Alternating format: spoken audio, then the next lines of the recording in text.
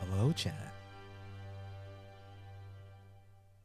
Little microphone test, just making sure folks can hear me.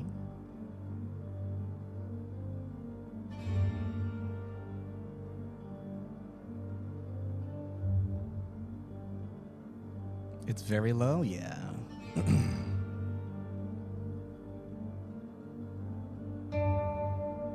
Is the beardy guy from CE doing this? Yeah, it's me. Feeling a little bashful right now, so I'm actually gonna be a talking disembodied voice for you today.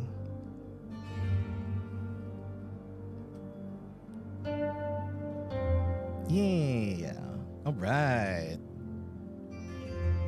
So thank you all for joining us today. I'm gonna turn this down just a tiny bit. So this disembodied voice talking to you today is Andy Bennett, one of the community managers for Funcom, working on Conan Exiles. A little bit of a different segment for all y'all today. We're actually sitting down with the designer of Conan the Hyborian Age, the role-playing game from Monolith Board Games. And we're actually going to sit down and do a one-shot of their upcoming RPG. We have a whole cast and crew and an encounter and all that already for y'all. We're going to be doing a whole bunch of giveaways throughout the stream, including pledge tiers from their most recent successful Kickstarter, Conan Exiles DLC keys, and a whole bunch of good stuff. Let's see. It's going to be a very talking heavy stream. We're not going to be talking about Conan Exiles too much today. Of course, you all might have seen the producer's letter that went out a few weeks ago, or a couple weeks ago, talking about our new focus on the game. When we're ready to talk more about that, we shall. But in the meantime, I am going to introduce our cast and crew of people. So, I'm gonna swap things over. Meow. All right, and then unmuting. Hello, team. Hello. Hello. Hello. Right. What's up? What's up? All right, and just to make sure, how's audio sound? Just want to make sure we're not getting like weird, like doubled up audio or anything like that. Yeah, I hope not. Yeah. You have any echo for me? No, seems Test good. 1, 2. No echo. Thanks. Sweet. I was worried about that. Hello. Yeah, no, am I coming? Hello. I can hear you. I hear me. I hear me. Sweet. It looks like we're all set. So yeah, welcome cast and crew. How about starting from left to right on our screen here? Can you guys introduce yourselves, starting with Matt? Certainly. I am Matthew John. I wear so many hats it gets confusing sometimes. I've been working on Conan stuff for a while with Monolith on their board game. I am the lead developer designer of the game you're going to see demoed today, which is Conan the Hyborian Age. And of course, we will have links on there for those who want to get this game. I write sword and sorcery fiction. I have a book called To Walk on Worlds, which I will hawk right now. I invite you to check this out if you like this sort of thing. Yeah, I was ready. Very good. I have a podcast called Rogues in the House. Check that out as well. And I mean, I've been up in Conan stuff for a long time. I even have a short story in Savage Sword of Conan issue 6, which just came out. So I'm steeped in all of this, and I'm super excited. I'm super excited to be with Funcom here doing this, because you guys have done really cool Conan secondary world stuff. I mean, you're darn right. Well, thank you, Matt. Much appreciated. And then additionally, so you are, as the designer of this, of course, you are also going to be graciously hosting this session today and guiding us through an adventure module, as I understand it. Yeah. Great. We call them Tales with a capital T in this, right, because yes. Yeah, well, it's because we're really harkening back to Robert E. Howard stories, which are kind of self-contained short pieces of testosterone and blood and thunder. So we figured the name fits. Very good. Well, thank you, man. Herc. Okay, thank you. Who the heck are you? Thank you. Hello, my name is Herc. I'm one of the community managers working at Funcom. I'm colleagues with Andy. Yeah, it's great to be here.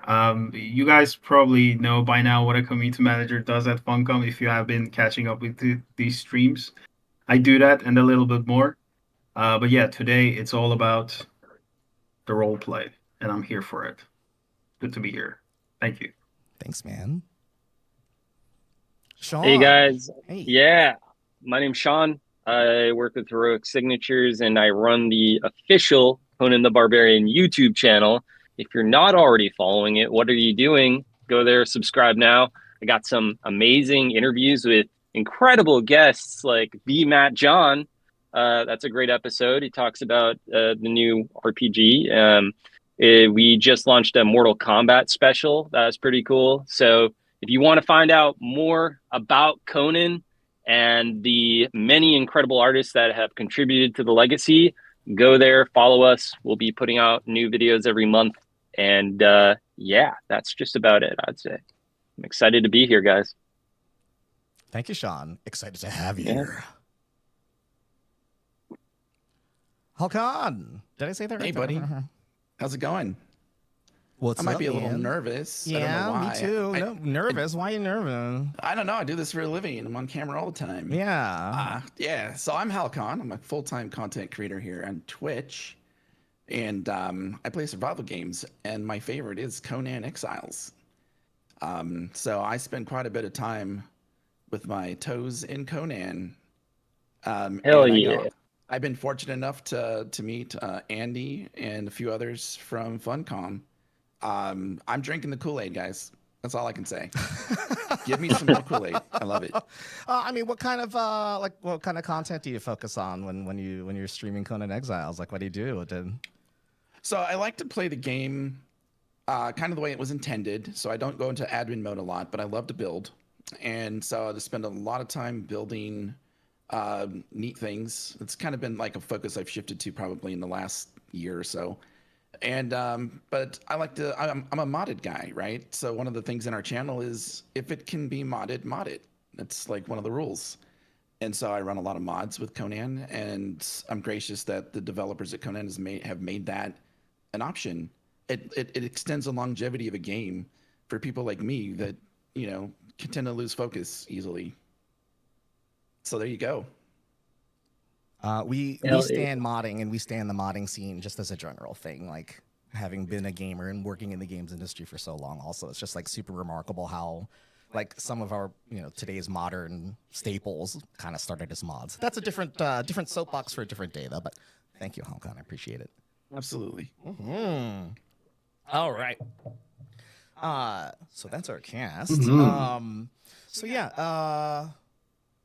How are we gonna? How do you want to proceed with this? What would you like to do, Matt? Well, I feel like I should probably give a sort of brief rundown just of what this game is. I'll try to do that rather quickly.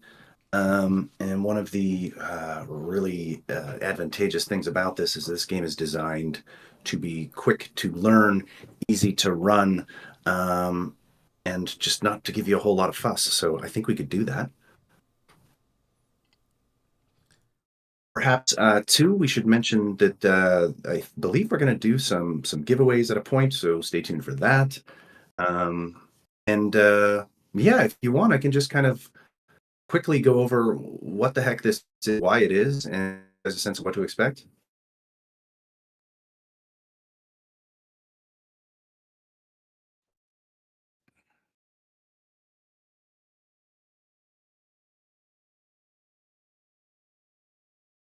Yeah, I don't remember, but it blew our expectations out of the water, which is always a good thing. Yeah.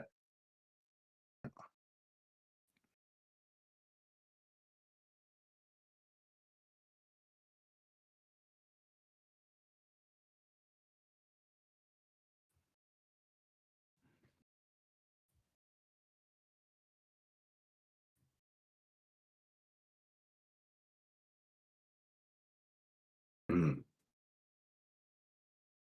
Yeah. Yeah. So you can still go into, I think we can link that for backer kit. Wait, it is backer kit, right? Oh my God. So many of those things. I Anyways, have a QR we'll link code it. that I'm fairly certain takes us to the pledge manager There's a for game. yeah. And so for those of you, Yeah. This is. yeah, you can just hold your phone up to that, Yeah. and it'll take you Yeah, there. exactly. And that will take you there, and you can still get all the stuff. There's a really super deal if you're like a miniatures person, because we have already mentioned our molds and such for miniatures. We're able to offer them at such a wicked rate. So if you don't already have those and you like miniature painting, oh my God. And some of those sculpts are actually based on old Conan, Age of Conan models, and some repurposed to Exile as well. So if you're a fan of all of these games, you'll be like, hey, that's that armor set or whatever. So check it out. And if you're the last thing I would say is, if you're somebody who's kind of new to RPGs, or maybe played D&D once or something like that, and you're a little intimidated by a game such as this, fear not. It's actually really user friendly, and I will die on the hill that this is a lot easier to learn and to run than Dungeons and Dragons. So, get into it, try it out, watch this, see if you like it. Yeah, I've went over the rules and So looked at them, and you're right. It does seem like this is something that's really user friendly. It's easy to pick up on. Yeah. Well, and I mean, some of the design concept here was that we have a board game already that is fairly, Okay. where is it? It's a pretty intuitive board game that's simple to kind of pick up, and so we knew we wanted to appeal to those players as well. And previous Conan RPGs have been a little heavier, a little crunchier, good games, but we thought it was kind of time to do something that was very kind of user friendly and easy to pick up. So we designed this, and also where you can recycle some of those assets from our board games, such as the boards and the miniatures, and things like that. You don't need to have those, of course, but if you do, bonus, isn't it? So guys, shall I give you a quick overview of how this works? Yes. Yes, sir. Sure. Okay, so this is a game of you have basically checks to determine things, and checks kind of come in the form of casting spells, making attacks, or seeing if you can climb a wall. We base those on 4 stats, which is, as it sounds, how much are you? It's for doing physical things, such as, do I have a quick, whatever. Breaking through a door, climbing a wall thing.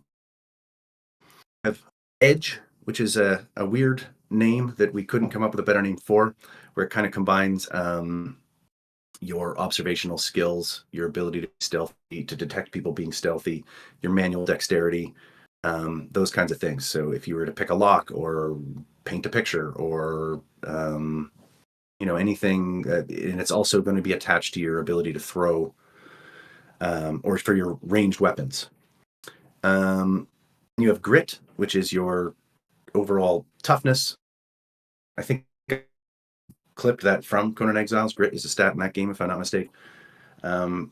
It's also something that, it's something that relevant. What's his name? My God. Kosha. Conan's Kosha. buddy who.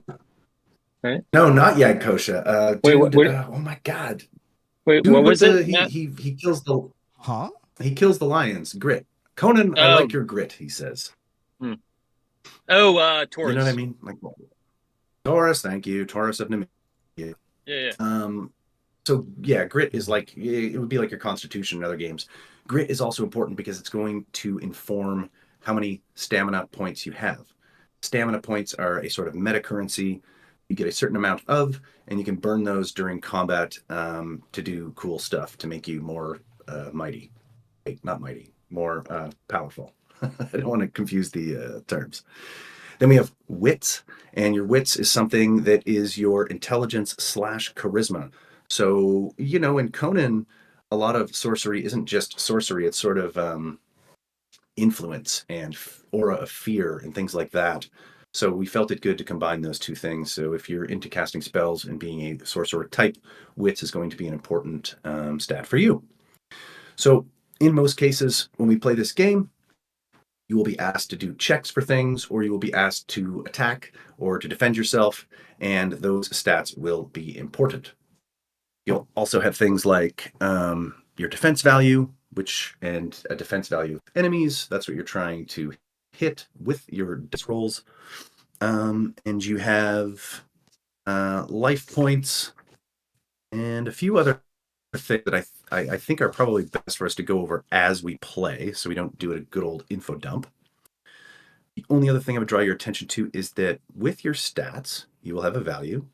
So if I look at Angus here, no, not Angus, because he's not in play. Let's go with Gudrun here. We look at Gudrun's sheet. Gudrun has a might of 5. That is her value. You'll notice she also has a dice value attached to that, which is a d6. So whenever she's making a might check or a melee attack, something that requires that stat, she's going to roll the d6 and she's going to add her might value to it. And you will compare that to an enemy's physical defense value or against challenge, whatever difficulty I set the test at. So I might be like, I might say, wall is slippery, rain is pelting down, there's not a lot of footholds. So let's call it an 11. So you need to get an 11 to climb this thing. And her rolls would determine that. Make sense? Mm-hmm. Sure, they say. Of course it does, Matt. It does make sense. Yeah. And I think, a lot of people watching this maybe have already known this, but I suspect we can kind of just dive into this game and maybe introduce who our characters are, and then tell you what the scene is. You don't have to go in and give me a whole backstory, but maybe just introduce who you are and the character that you are playing. And then I don't know if our stream masters here can like pop a picture up of these characters or something. Maybe that's cool. We can most certainly do that. I have, let's see, I have a picture of Gudrun up right now. Yeah, that's Gudrun me. looks a little like she might know Jon Snow a little bit. You know what I mean? Yeah, maybe. Yeah, she seems like the rough and tumble type. Let's see. So I'm gonna take a quick look here. So yeah, this is her character. This is her character sheet that I'm posting up here. Extremely riveting stat screen. We all love stat blocks. One sec. Let me just get this up there. All right. And oops. Looks like she's about to do the superhero landing. So it looks like.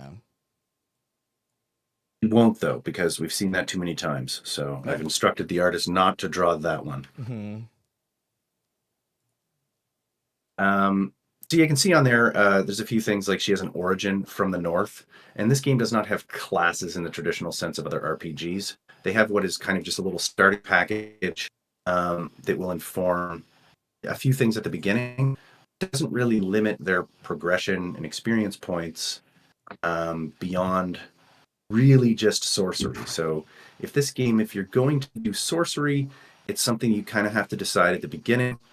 But other than that, you can progress your character however you like. It's kind of like Dark Souls, Elden Ring in that regard, where you get a starting package and then go with whatever direction you want. Because of course, Conan the classless, right? Conan has been many, many things, so it felt kind of wrong and almost sacrilegious to have a class assigned to a Conan RPG, but maybe that's just me. It makes sense. Yeah, I mean, we had classes. So Gudrun is... Oh, sorry. Go ahead. No, yeah, I'm just... okay, so who is playing Gudrun? It's me, Herc. Okay, Herc, you are Gudrun. And you are just a person who's from the north. You, we'll explain where you are once we get this tale going, but you're a little out of your element here. But like a lot of people in the drudgery of the north, they probably want to go to more warm climates eventually and see what that has to offer. Next up, we have Mr. Sean Curley. Yes, is yes. playing Mayambi. Mayambi, yeah. all right. I mean, I've got dinner, guys. Look at that. Swamp rat time. Mm-mm. It tastes like chicken. It's delicious. Yeah, I'm so sure Mayambi, I'm sure Conan has eaten many swamp rats in his time. Those things are tasty and easy to catch. So not too proud. He will eat those. So your origin is from the wilds. You're a little more somebody who knows nature and hunting and knows the sort of pain that can come from living away from civilization. So you're a pretty capable combatant. You have a hunting spear and even a short bow, so you can be a little rangy and a little close up. After Mayambi, we have our third character is Hanzai, which is by Hal. And he is a character from the streets. So, a classic street rat type who has grown up learning to what he needs. And, not unlike a pigeon, eat the scraps that society will put out there. But eventually he wants something more. So he strikes out and is looking for a big payday. How's that sound? I like paydays. They taste really good. They're like Snickers. Oh, wait. Those are like American candy bars. I'm from Canada, so I don't know what that is. you don't know what what? Wow. I mean, I think I've heard of it. I knew enough to know what you were referencing. All They right. are. Yeah. All right, guys. So you want to get to this game or what? You want to just jump right into this tale? Yeah, Matt, do we need like a paper to write, or is there anything else we should do before we get started? As long as you have your character sheet stats, you should be fine. And then you can just mostly you will need to track a couple of things. So actually, I'll do this for your benefit right now. You will see on your sheet, on the top right corner, you will have something called flex die and stamina points. Those stamina points, you're going to need to track those. You can use those, but you will also be able to regain them, which will I'll talk about after. Do you want to just track those, and you'll want to track your life points, which are sort of just below the top left. It says life points, actual, and max. Max is the ones you will start with. And then actual is whatever you have at the moment. So if you take some damage, just make note of that. Sound good? Cool. Sounds good to me. All right. Well, then let's get into this. So we have demoed a few different tales, mainly one called the Seal, which is in the Conan Hyborian Age Quick Start, which is available to all right now if you want. You can just Google that. And if you want to try this game for yourself, you can do so. But this one here is called Maw of the Mountain, written by yours truly. And this is a tale that is fairly simple, one that could be used as an introductory piece, or also one that can kind of bring players together after maybe some have died. The nature of this game is very one-shotty. Not entirely. We have offer campaigns as well, but just like Conan stories, you can kind of jump in, you tell the tale, and then you move elsewhere. And maybe the next time you play this, you're in a totally different region, or maybe in a totally different year. We encourage that kind of broad storytelling where not so much about your overall destiny and quest. It's about your sort of career as a character and where that takes you. So this one is called Maw of the Mountain, and you guys are starting in a bad way. You have been captured. You have been put on a Pictish canoe of sorts, and you have been brought to an island. And it would be a lovely island if you were not in the clutches of the Picts. But this is a tribe of Picts called the Fire Serpent tribe, somewhat notorious among being brutal, even for other compared to other Pictish tribes. And there is a smoking mountain, a volcano on this island, and you've been brought there for good reasons. You get the sense you are to be sacrificed, and right now, the three of you are cooling off in a hut, and your hands are bound, not your feet. And that's kind of where we begin. So you have no armor.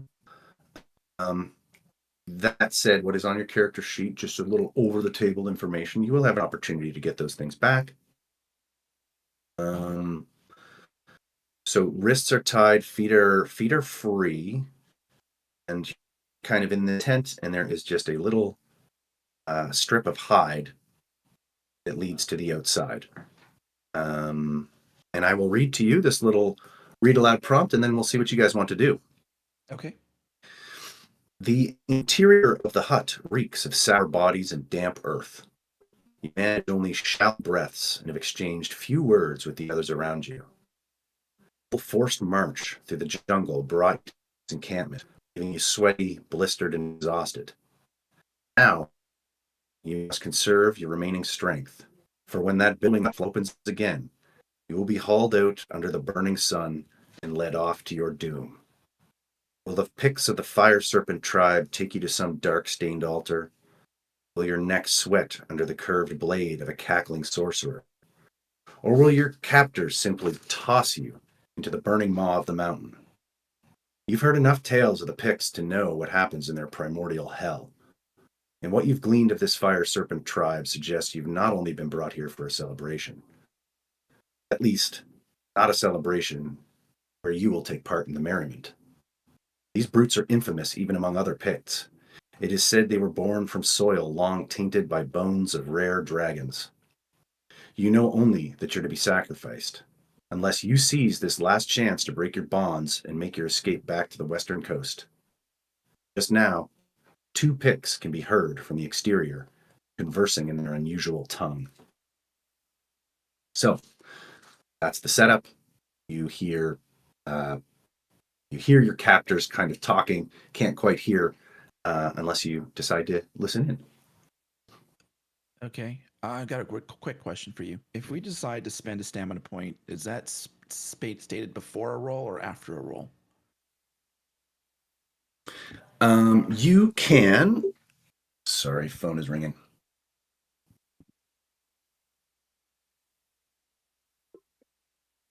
So that is something that you can do. It's something you can do as needed.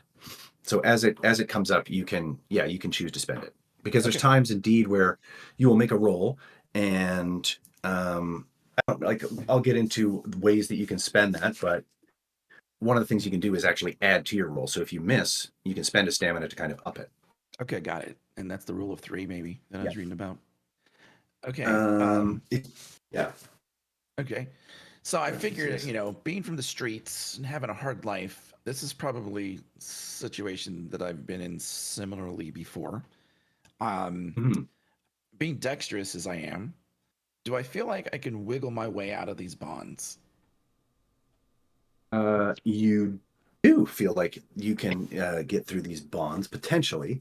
And one of the first things I would say is, if you want to just kind of put your keen ears to it, you can see what you hear, see what these guys are talking about. Now, you don't know the language, but you might be able to glean some things from it if you want to start there. Okay.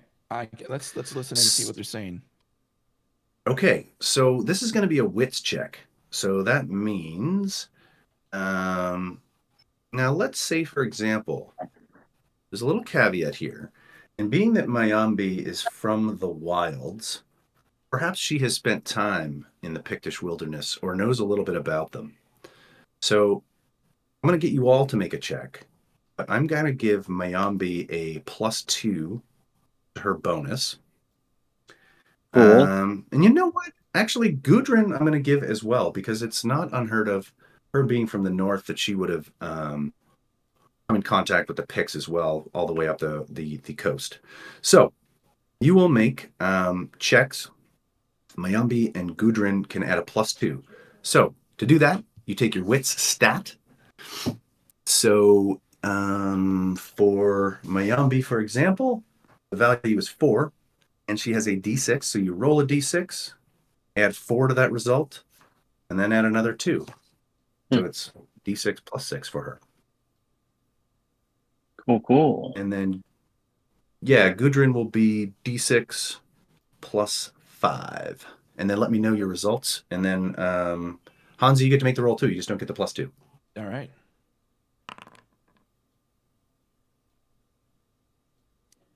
I got a 5. That was with a plus 4. I'm guessing. Hey. 5. That's okay. my What did you other guys get?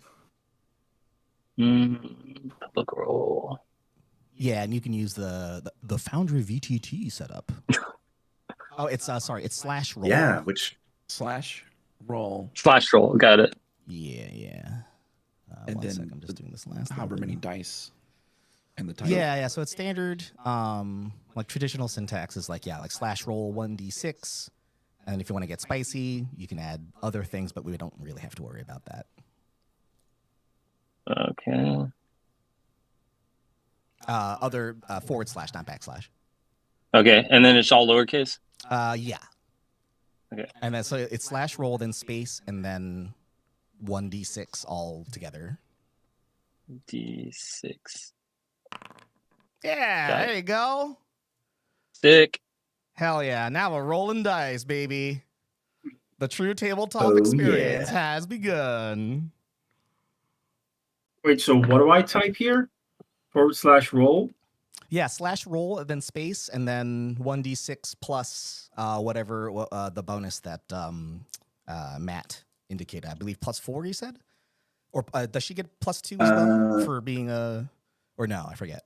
Yeah. So you would take whatever your value is of that stat. So if it's Gudrun, the value is 3, and you're getting a plus 2 because you have encountered picks before. It's just a little extra bonus I'm giving. So you'd be 1d6 plus 5 total for her. All right. Nice.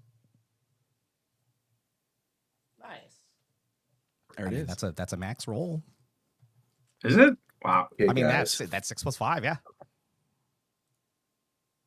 Okay, let me see. Am I seeing this on here? Oh, it's on Foundry. So I can't see the Yeah, map. no, I'm trying to I see. see the Yeah, rolls. that's... I mean, should they be able to see the map yet? There we or go, no? yeah. No, they don't need to yet. Okay. That's okay. So guys, between you've actually, so on my little table here, I have basically thresholds of, according to what you roll, things that you will learn.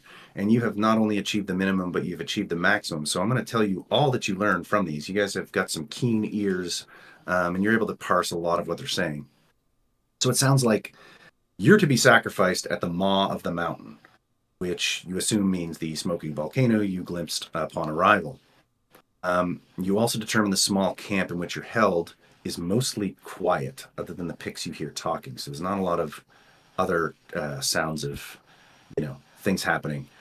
You also can tell the picks speak of something called the Veiled Pools, which you take to mean a nearby swamp. So on your way in, you kind of got a glimpse at swampland. Apparently there are flowers blooming within there that have healing properties or maybe intoxicating effects, or both. You're not completely sure. You also learn a mass sacrifice is to occur tonight as a blood moon rises. And finally, you hear of a special one, a woman who is among the sacrifices, and the picks seem awfully excited about the prospect of her death. So you learn those things. I would say time of day, it's about mid-morning, just hours before it'll reach high noon. And that's about it. You've got the cords at your wrists and, whatever else however you want to roll with this. So you can communicate with one another. You can come up with plans. You might want to do quietly. How do you proceed, folks?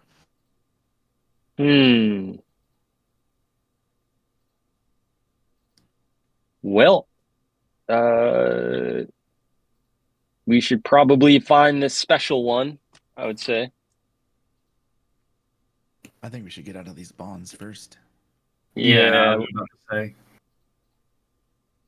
I'm going to go Okay. ahead and see if I can. So if you slit want to my burst these ropes. bonds, to get rid of these, you actually have two options here. So you can either use your might or your edge. The idea is you're strong enough to burst them, or you are deft enough of dexterity to kind of slip free. So if you want to make that check, you may do so right now. So depending on what you choose, you're going to add your might or your edge stat, or sorry, your might or your edge value to the appropriate dice roll beside it. So for example, Miyambi would have if she's using might, it makes no difference for her because she has the same values on each. So for her, it would be a d6 plus 4. Okay.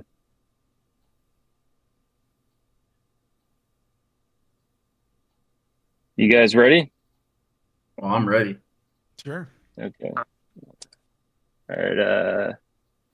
Oh, crap. Hold on a sec, guys. Yeah. This is a classic thing that I've made an error with. So before you make that roll, and in fact, you should have made one for your last check. Before you make that roll, you see where you have flex die up in your top right corner? Yep. So that flex die is something you roll pretty much whenever you make any kind of roll. And what it is, it's a D10. This might be something... we can still do this on virtual tabletop. But you roll that with just about any roll. And if you roll the top value of that die, you have options. So basically, roll a D10 for each one of these rolls you make. And if it happens to be a 10, I'll tell you what you can do with it. Okay.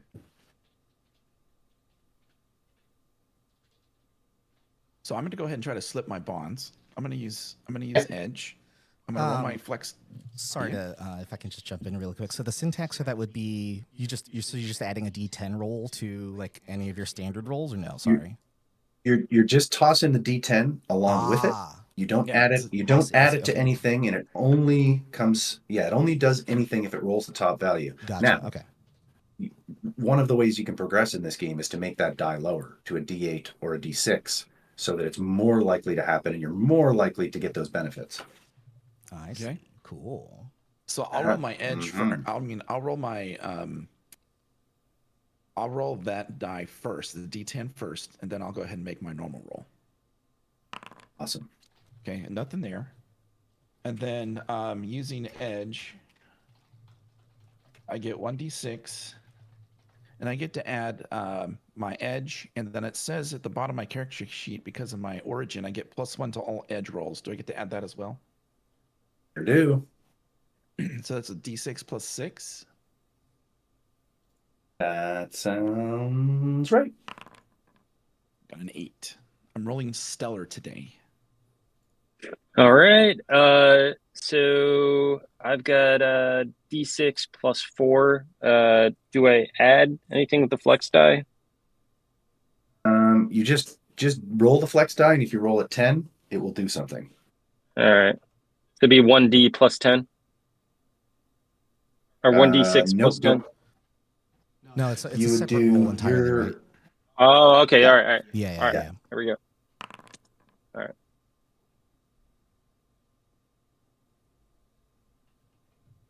It's an 8. D6 plus 4. Yep. Great. Hey, You need to you roll got the, an 8 total. You need Okay. a flex die though. Yeah, roll your flex just to make sure you don't get that 10. Okay. Because if you do, then it's essentially one of the things you can do if you have no other use for it is add a stamina point to your pool, which will then be good when you actually start fighting. Okay, cool. So it'll be roll and then D10, right? Yeah, just roll the D10. Yeah, it's its own thing. Cool.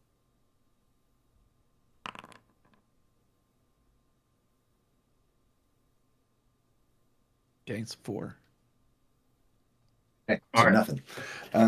Okay, what are your and we have one more to roll, correct? Yes. I'm gonna roll. I'm gonna use the might for my might to get out of the ropes.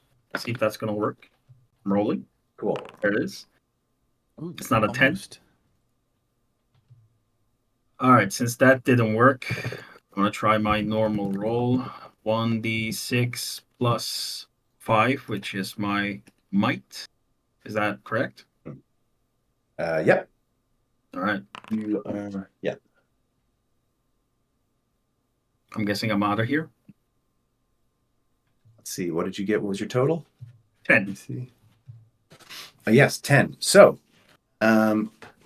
it was, you needed a 9 to break these bonds, and normally we would do these one at a time just to ensure, because I would probably prompt you to say, you got a 9, if you want to spend a stamina, you can up that.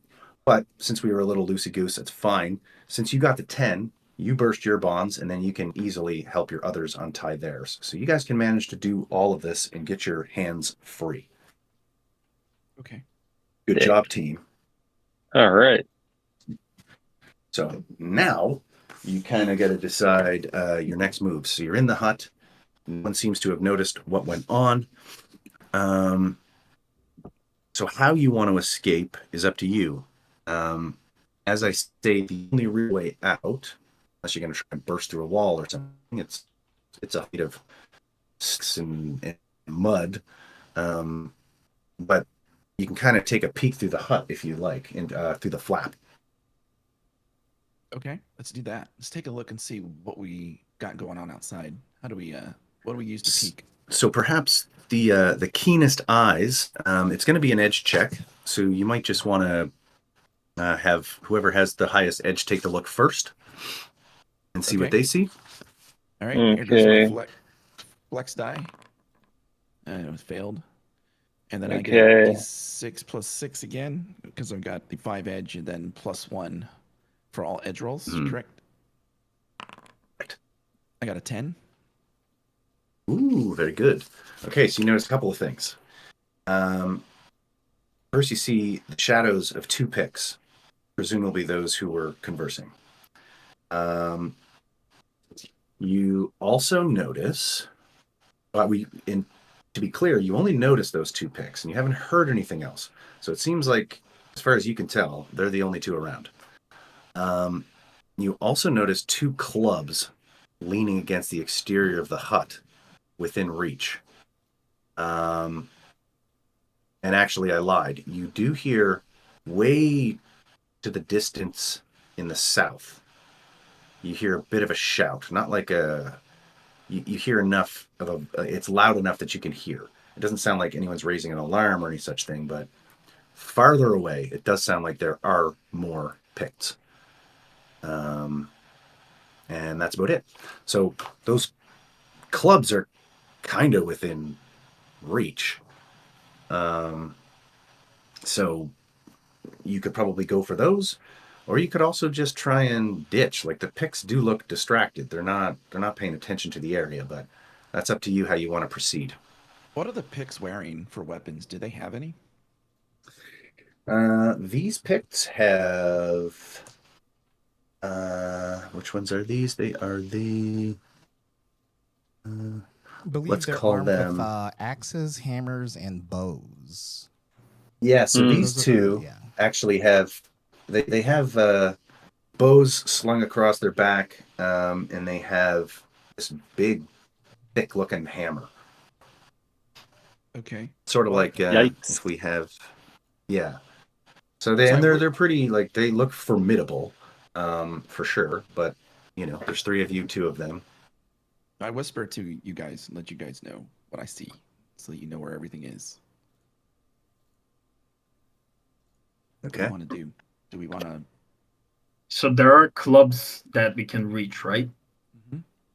Okay. I would say Yep. we reach the clubs, we knock them out quietly, and then we steal their weapons.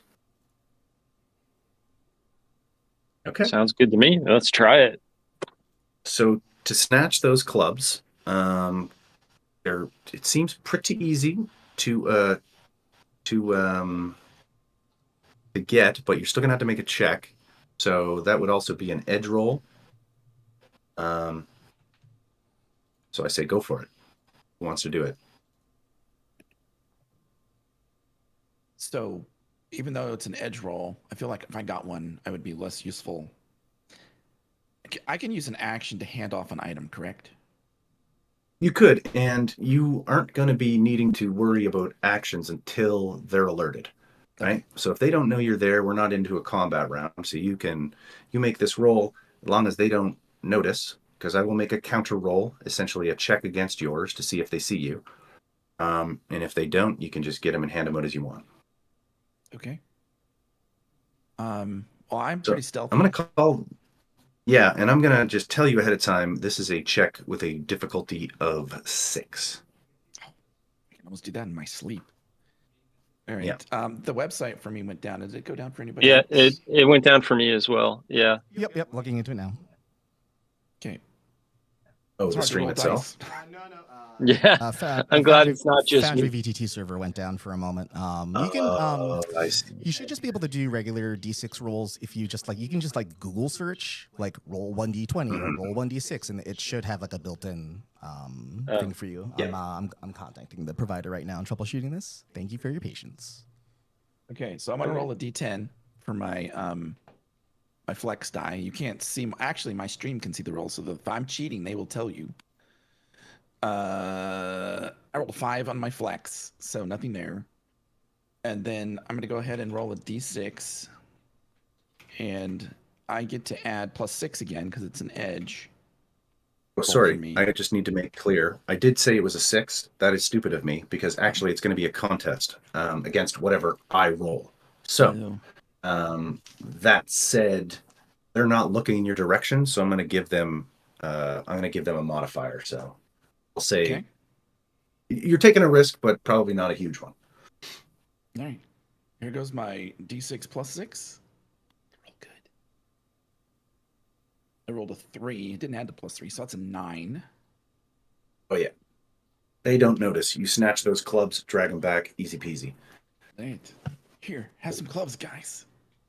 Thank you. Thank you. I'll also note for the viewers that there's a certain element, there's an asymmetry to your character sheets and my NPC enemy profiles. So I don't roll flex dice for my guys. I don't spend stamina points. That's just a heroic player thing, FYI. Server's back up. Okay. Hey. But yeah, and I'm not gonna do my rolls for you guys to see because I'm an old school GM and I'm gonna keep those close to the chest. All right. I'll log back in See here. if I can. Yo. I'm in. Just gotta All right. find my password again. It's like You hacker. emailed that password, right? I'm in. Yeah. I'm sorry. Password hasn't changed for you. No one's password has changed. No, but it was email, right? That's where you had sent it. Yes, I did send it to your email. I can send it to you on Discord or Slack if you'd prefer now. If you need to get back in. Yeah, I send it through Discord. I'll get it. That's right, not a pressing issue for me. All right, cool. 1 sec. Okay. So, guys, yeah, you can kind of decide what you want to do here. Again, we're not going to have to roll initiative to see who does any, to kind of who acts first until it's a situation of they know you're there. Because right now they don't. Mm-hmm. So since we're using clubs, I'm guessing our might and melee damage is important here. Is that correct? Correct. All right. Then I say I should And the clubs, try I this. can tell you, sorry, clubs just do 1d4 damage plus whatever your strength value is. Okay. Is this a good time to ask if there's a grapple system? Grapple system in this is very simple. It would be a contest of might, where you would essentially pit your roll against mine, and whoever wins is going to overpower that person until the GM tells you get to do another one. Got it. We don't need a flow chart, fortunately.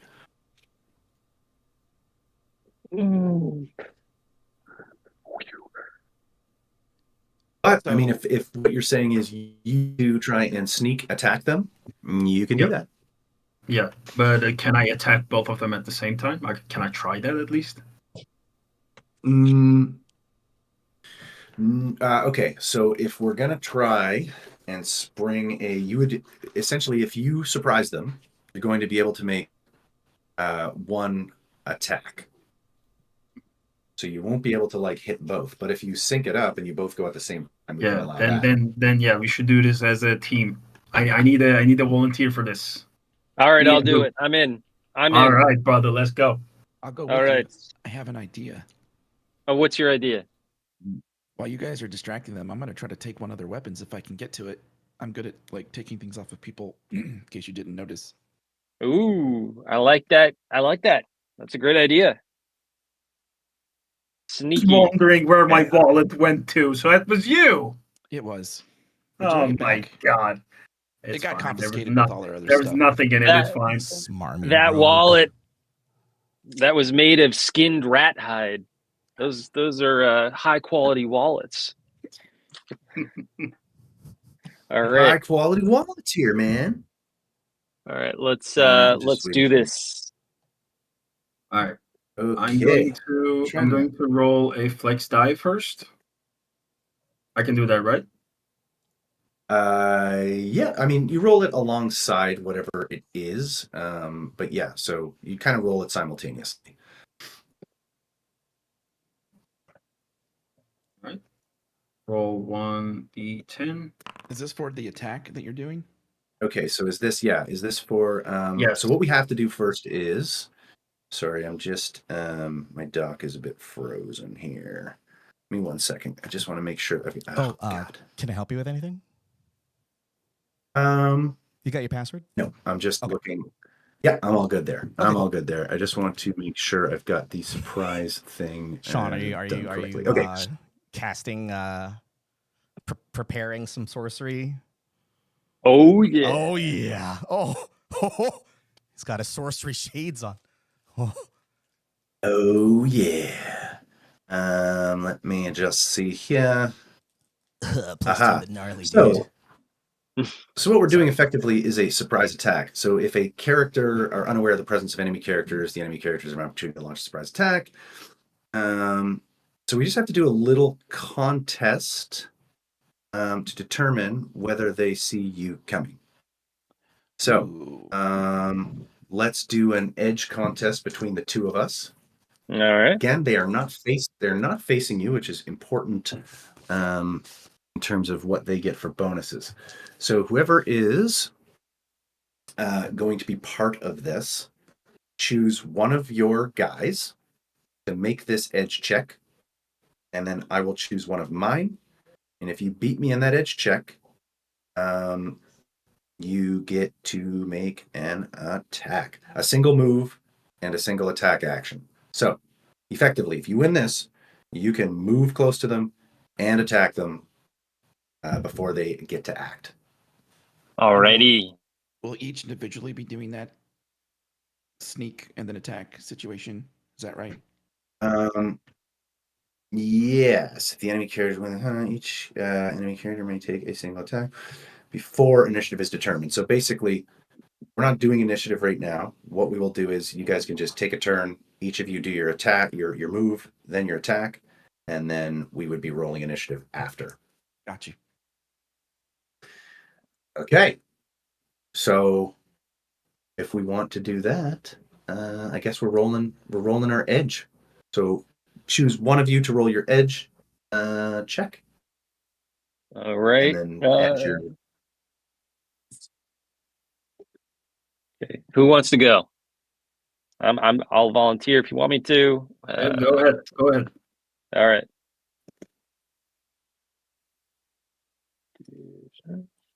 So if he messes up, does it mess it up for the rest of us, or are we each going to get an opportunity, regardless if he succeeds or fails? It will. So that's why we make it so it's just one person doing it rather than trying to All right, well, get into the muck. Who has the best edge here? I That's got me. Okay, so then you should do it for sure. Okay. all Go right. for it. Yeah. So my action will be for my sneak attack or whatever you want to call this, I'm going to move up stealthily and try to grab a hand. You said they had hand axes on their belts or axes on their belts? These guys have. They're actually just carrying a primitive hammer. Okay, I will And try. they have I a will they have a try to bow. pickpocket a hammer. Okay. Is that feasible? That'll create a Uh, distraction, right? I will say one of them's leaning on it. The other guy has it sort of just in a hoop. So yes, the guy who has it hooped, you can grab it. You can try it. Okay. Is that okay with you guys? Oh yeah, Go go ahead. for it. Come on, man. You You also got do have the this. club. I If believe you in wanted you. to just brain them, you could. Well, Hmm. I could try that, but I don't hit as hard as they do. I have a 3 might. I guess it's not that well. It is a big difference when max is 10. Well, here's another thing I will point out too. In this game, we have a minion system, and a minion is really they're kind of squishy in the sense that if you hit them hard enough, you can kill them in one attack. So Okay. these guys, they will have a threshold value, and as long as you meet or exceed it with your damage, they die. If they Okay. don't, any subsequent attack will kill them. So it would be really surprising to me if all 3 of you attacked and at least one of them didn't die. Hmm. Okay. Well, I'll give this back to you. I grab your club. I'm sneaky. Don't worry. I can handle this. All right. You got it. Let's have All some right. confidence here, Great. guys. We're gonna crush it. All right. I'm gonna And roll. what was All your right. total on the roll there? I haven't rolled yet. I was gonna roll my flex first, which I rolled a 10. Oh yeah. Roll that. You did. I did.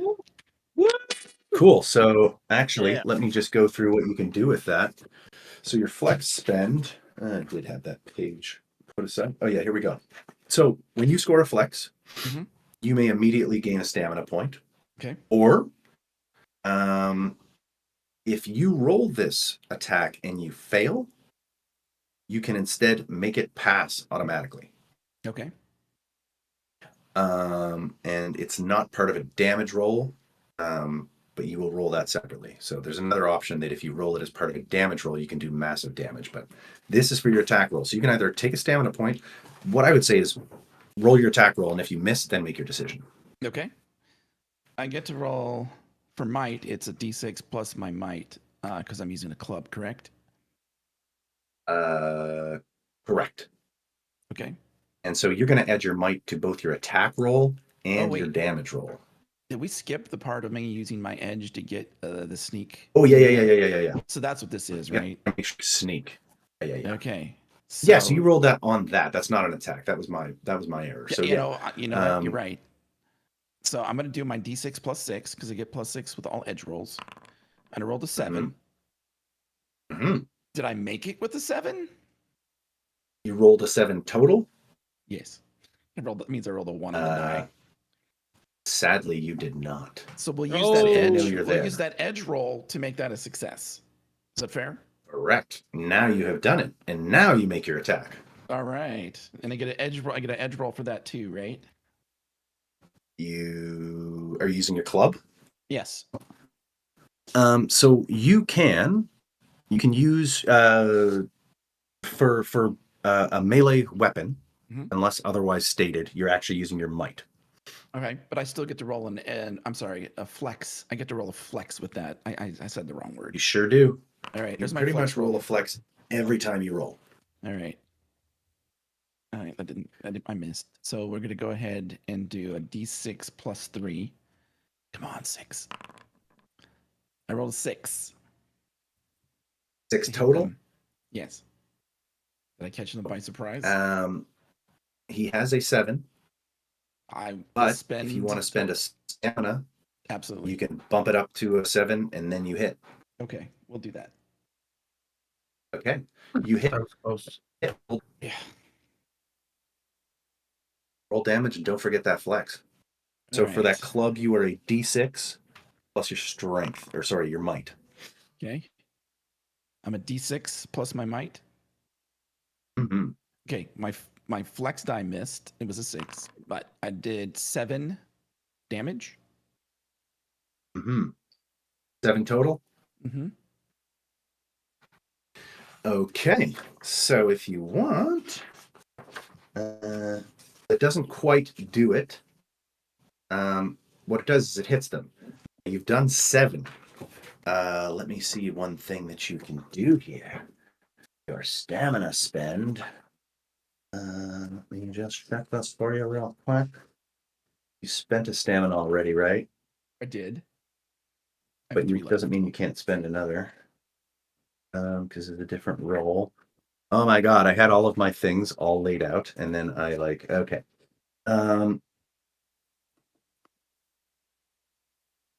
So stat, die, check, or attack, or pay to increase. So if you wish, you could spend 1 additional stamina point for an additional D4 damage. If you do that, he will die automatically, because you will then have hit his 8 threshold. Right now you've done 7. I feel like this is important, and we don't want to get noticed so early. I will go ahead and do that. So I'm down to 2 stamina, and Okay. he is dead automatically.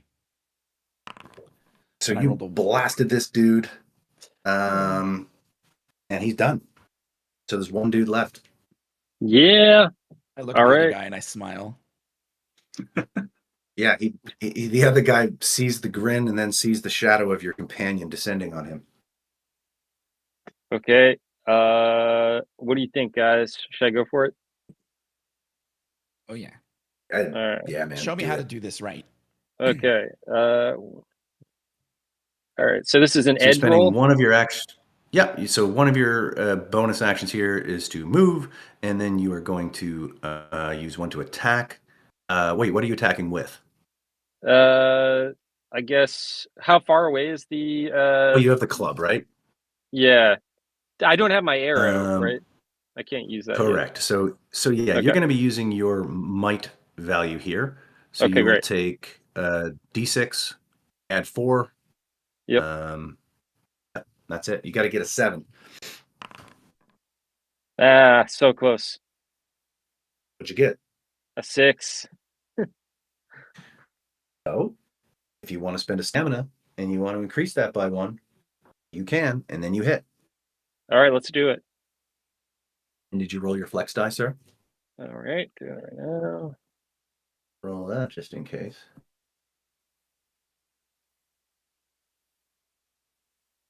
So when you roll a flex die, just make sure it's /roll D10. Yeah. 1d10, I think. One Yeah, D10. /roll Right. space 1d10. Yeah. Great. Or, however many dice and then however many sides they have. Oof. Ouch. That was a really bad roll. Yeah, it's all good. I mean, flex is something that once you play for a bit, it's just going to be organic. You're just going to keep rolling and rolling. And then when you see the 10, you'll be like, hey, that's awesome. But yeah, so you hit, and now you want to do damage. So you're going to have, with a club, it is a D4, and you're going to add your might value to that. Okay. So that's just +4.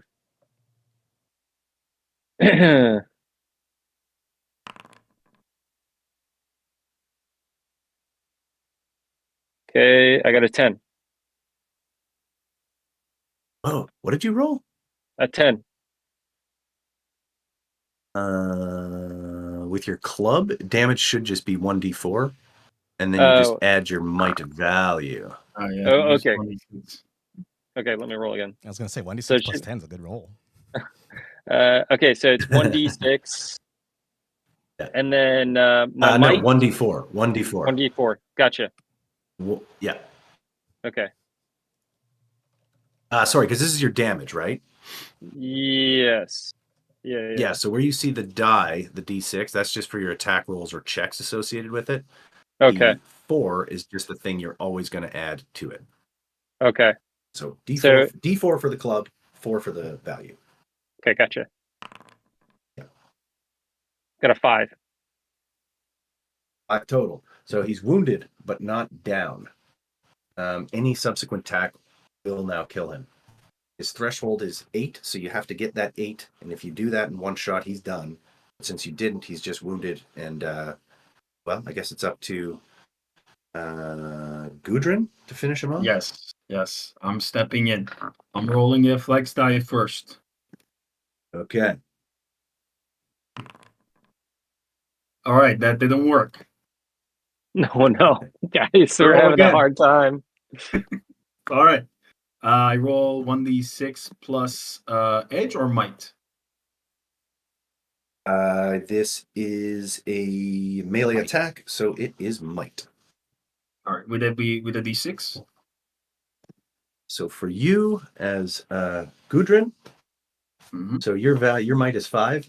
So you do d6 is your attack roll, and then you'll add 5 to it. D6 plus 5. All right. I got a 9 total. So you hit, and now you're going to do damage, which is going to be a d4 for the club, plus 5 for your might. D4 plus 5. 9. Actually, it Another doesn't. 9. Okay, cool. And don't forget, roll your flex. Oh, yeah, I can roll my flex. Mm-hmm. It's a 4. Okay, doesn't matter. You kill this dude. So that's 2 picks dead on the ground. Kind of stop, listen for anything else, and you hear nothing. But when you do notice around. So the camp is fairly desolate. The ground around it is well trod. There have been many footprints coming through here. This has been a busy place. It just doesn't happen to be right now. You can still hear the odd bellow from the south. But right now, no one knows you're here. They did not raise an alert. And you actually notice a sack about 10 paces away with one of your weapons.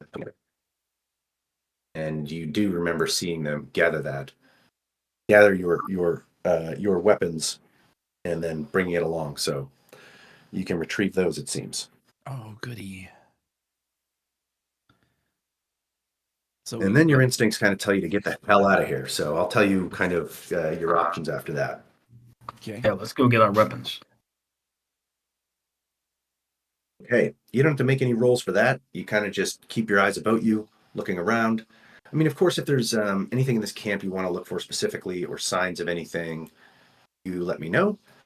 Well, you're just kind of gathering your things. I think it'd be useful for me to have an arrow, like a bow and arrow. If there's any, so you can take those from the arrows. They've got primitive bow, which will be a 1d4 damage and long range possibilities. So 1d4. Okay. So I normally have a dagger from my melee, and I've got some throwing knives. But I think you will be able to retrieve all of that stuff, including any armor you would have had in your character. Great. I also think that I would like maybe to carry a bow in case I have to get into combat. But I was looking at the overall picture of the island. There might be some long range things going on here where it might be useful. Mm-hmm. How about is there any healing potions around? No. So healing in this game is different. You guys didn't take any heat, so that's actually good. But really in this game you have what are called recoveries. So basically twice during a tale by default. That can change depending on the tale itself. There's another few skills that can get you some healing done too. But really you have to just kind of, once you get a break and you choose to take a recovery, that'll be one of your 2, and then you'll get half of your stuff back, kind of. Now, you will notice, though, Mayami has an ability where she can spend a stamina point and regain 2 life points. But you don't need to do that right now. Great. Can we have more than one weapon, Matt? Yep. I have to refresh myself on those rules, but essentially you've got carrying slots. So you can kind of do one big weapon and then a ranged weapon and like a shield. So it's a game where you can't just like tank around all of this crap based on encumbrance, right? But you have a reasonable amount of things you can carry. Yeah, I don't think that'll come into play here, so that's fine. So really what I'm going to present you with now is, unless there's something else specific you're looking for in this camp, you kind of have to decide a direction in which you want to flee. So there is the volcano itself, if you are choosing to go toward that, where you are determining that sacrifice is going to take place. You could also go back to where you arrived on the island shore on the boat. Hopefully you can, I don't know, kill whoever's there, take the boat and get the hell out of there. You can also just decide to flee in any old direction, which will take you somewhere else. So it's your choice. I mean, there's that swampland where they mentioned the veiled pools. You could head toward that if you wanted. But the shore, if you're wanting just to get out of here, the shore seems like your best bet to try and find a boat or something to get you off of the island. Bad phrasing. Oh, wait. but wait. So there's someone else being held captive here that they're going to sacrifice, right? Yeah, we can't. What if they're wealthy and we help Exactly. them? Yeah. We could get rich. Hey, Oh, so, you could. if I may interject here, while the team discusses whether or not they want to pursue treasure or treachery, we actually wanted to do a quick giveaway on stream. I'm going to pee then. Oh, okay, great. So while You don't need me for that, right? No. I mean, no, I'm not gonna. No. Anyway, yeah. Go. Really. Go. Just go. I'll be ready too. Gudrun will be back. Yeah. Okay, excellent. So, hello everybody. Okay, so I am still just this disembodied voice over here, but so we are doing some giveaways, and the way you enter is simply by being active in chat. So anyone who's been active for the past 10 minutes or so will have a chance to be drawn randomly. Now you might be asking, just what the heck are we giving away? Let me draw up the list. Oops. Wait, did I do this right? Nope. Hold on one second. There we go. Okay. We're doing a little giveaway. So this first giveaway includes a handful of discount codes for Conan Exile's base game, DLCs of your choice, complete edition for Conan Exiles, as well as pledge tiers for the Conan Hyborian Age RPG, including large King's game board bundle. Oh, sorry, that's actually within Conan Exiles. I'm sorry.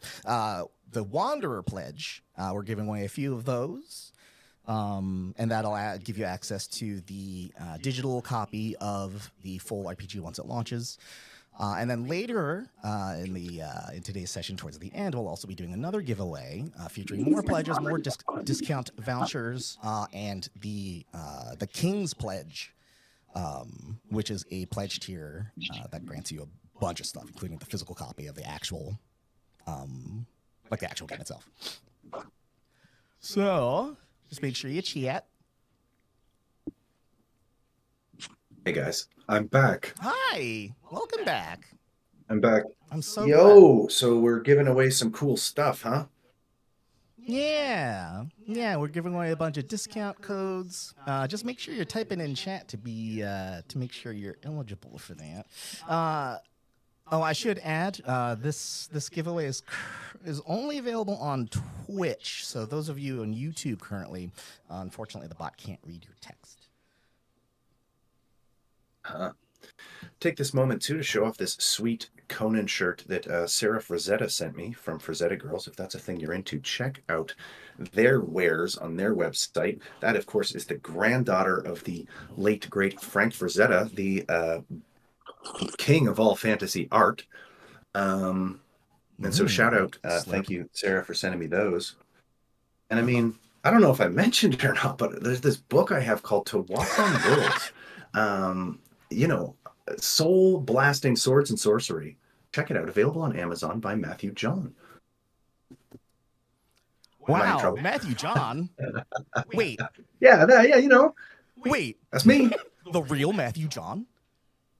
The real one. Whoa. Oh my God! It was so. Recently, someone did that. They were looking at, what was it? Oh, they were looking at something on the RPG, this Conan RPG, and they were like, "Holy cow! This is written by this RPG is by Matthew John, who wrote To Walk on Worlds." And my head exploded because, guys, I'm not a big established author. I just have a book out, but it was a moment of like, wow, that is shocking. I'm sure it was. Yeah, I would have like some weird like. Curly's like, it was me. I wrote Oh. that. Just stole your pen name. Yeah. No. It was on the episode that I did with Matt, or someone that That's right. It was recognized on the him. YouTube thing. Yeah. Yeah. It's a good interview. You guys should all check it out if you haven't. Matt's interview, one of my favorites. So yeah, that was right. And I have your book. The Conan, you do, yeah. Not only is it a great book and well written, but also I have to commend you that it's just nice. Like the production quality of it is great. Like it has this beautiful soft cover. You just want to pet it. Mm-hmm. And then the art is so cool. It looks like you could just pull that out of like a vintage fantasy sci-fi bookshop, and it looks like it's straight out of the 60s. So amazing art. I really did go. We went for that vibe for sure, unabashedly, to kind of throw back to those old paperbacks. And it's wee, right? It's small. It's like you could put it in the back of your Levi's and hang it out of the pocket, peeking out, looking real cool. Anyways, enough of me tooting my own mead horn here. I'm gonna push a button and call out some winners really quick. Sorry to hop in. And also just a really quick time check too, just to make sure we're all on track, because I know Herc also has a time limit as well, but it is currently 1:25 Eastern. So we've been here for about. I'm fine to keep going, and we can like do as much or as little more as we need. In any case, people will get a sense of how this game plays. And of course, your first session is always going to be a little slower, but one of the benefits of this game is that things are resolved rather quickly. So yeah, I mean, if there's, I'm ready to hop back in when you are. We can do more of these too if you're willing. I guess that kind of is contingent on you, but it would be cool to do more of these.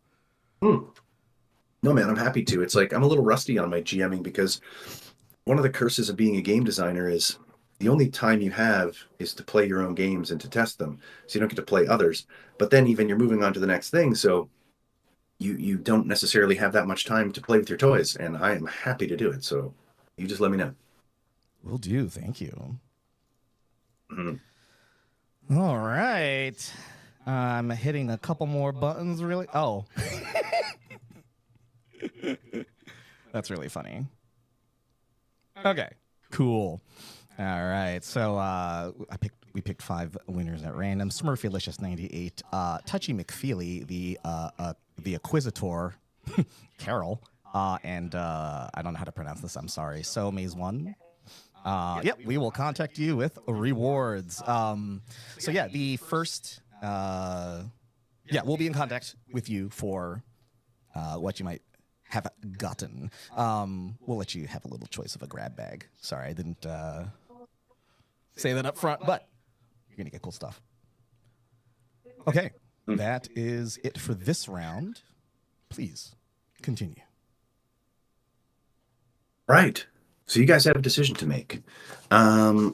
You've managed to break your bonds, slay some Picts, but you are still very much on this island, and you need to get away out of here.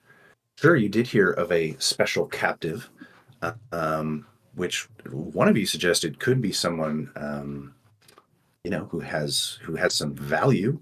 In true Conan fashion, it's not about doing the right thing. It's what's in it for me.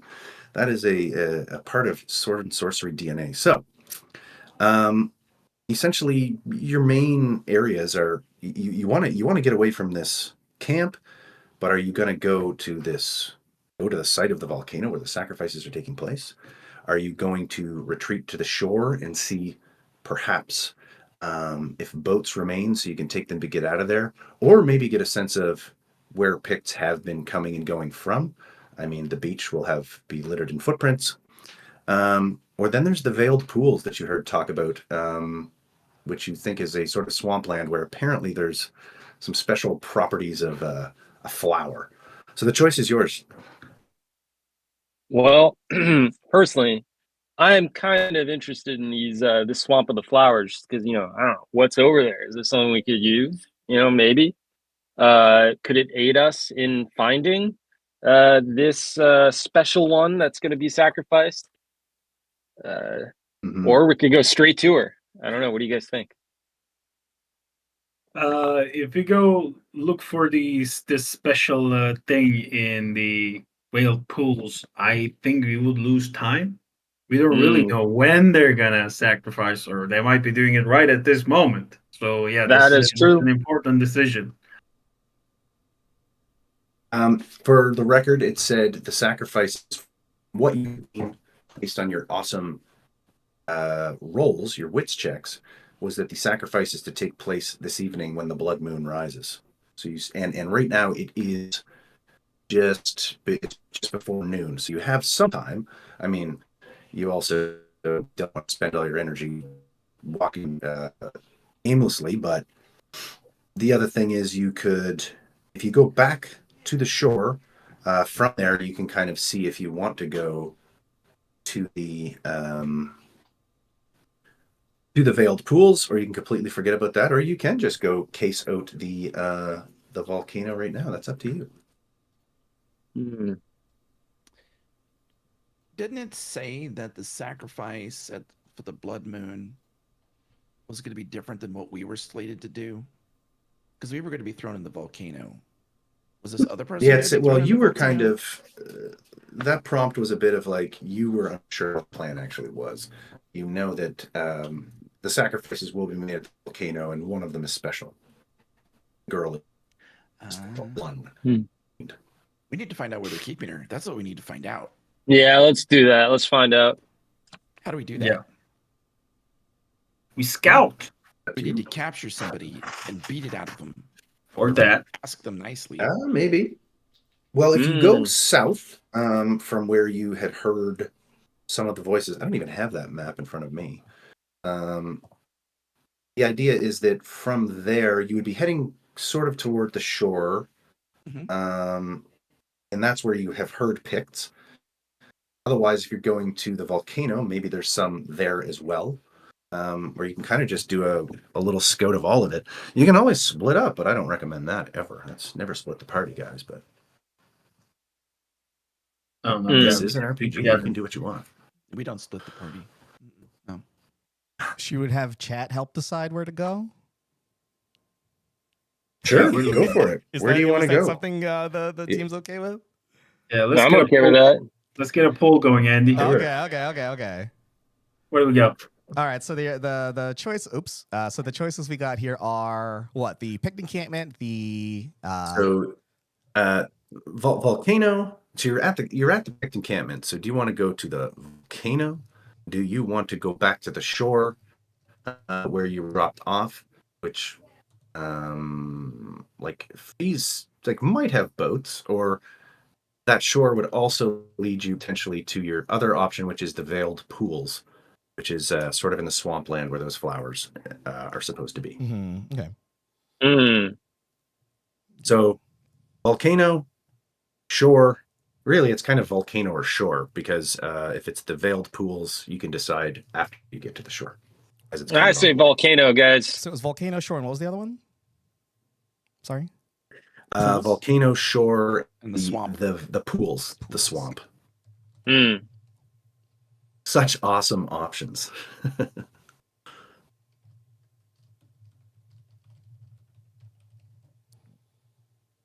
Yeah, I say volcano. What do you guys think? Yeah, volcano, and then we scout the volcano area, see how many people can we see. Sure. Yeah, that makes sense. Yeah, that because we don't really want to go in without knowing how many of them are there. Yeah, let's do it. So let's see what the chat's gonna say. All right, polls up. Okay,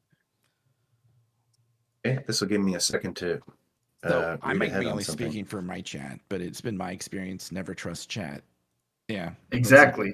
Yeah, that's why this is a great idea. Yeah, exactly. That's the point. They think we're doing this because we value their options. No. I mean, we We're gonna do but the also, opposite. Yeah. Yeah, no, We yeah, it's gotta all- do the opposite. purely reverse psychology. Yeah. Yeah, Precisely. don't get it twisted, chat. Don't get it twisted. See, now the reverse psychology Now we're just- again. Now they don't know what I'm gonna do. Oh God, you're such a wild card. I'm unpredictable right Oh now. God. It could be anything. Oh. And the team is currently at the Pictocamp, you said, yeah? We are. All right, great. Yeah, currently at the Pictish camp. Mhm. Looks like it's a tie between Volcano and Swamp. Volcano was our Yeah. first option anyway. So I'd let's go to say the we shore. go. Oh, or that. No, I'm kidding. Oh, well, I'd Swamp say just we- got another vote. Oh, Okay, final call. 3, 2, 1. it's a swamp. It's the Swamp. It's then the swamp. All right, then we go to the volcano. Perfect. I love it. I love it. So wait, which one is it? Yeah, No, I say seriously. we go towards the volcano and we scout the area using our nimble party member. Okay, it wasn't All me, right. chat. That wasn't me. Okay, just want you to know that. Yeah, I mean, you guys can even approach where the volcano, you kind of have to find like your way to it, right? So you're gonna have to scout the terrain anyways. And if you see something that seems sus or dangerous, you can always decide differently. All right, onward. So are you guys just going to travel as a trio? Are you going to send someone ahead in little bits to see? I will basically alert you. I will alert you to make certain rolls if stealth, etc., is required. Otherwise, you're just kind of traveling. Yeah, let's Okay. just move there. Yeah, we'll just travel then. If you're gonna let us know when we need to be stealthy, you can take advantage of that. Okay. Okay.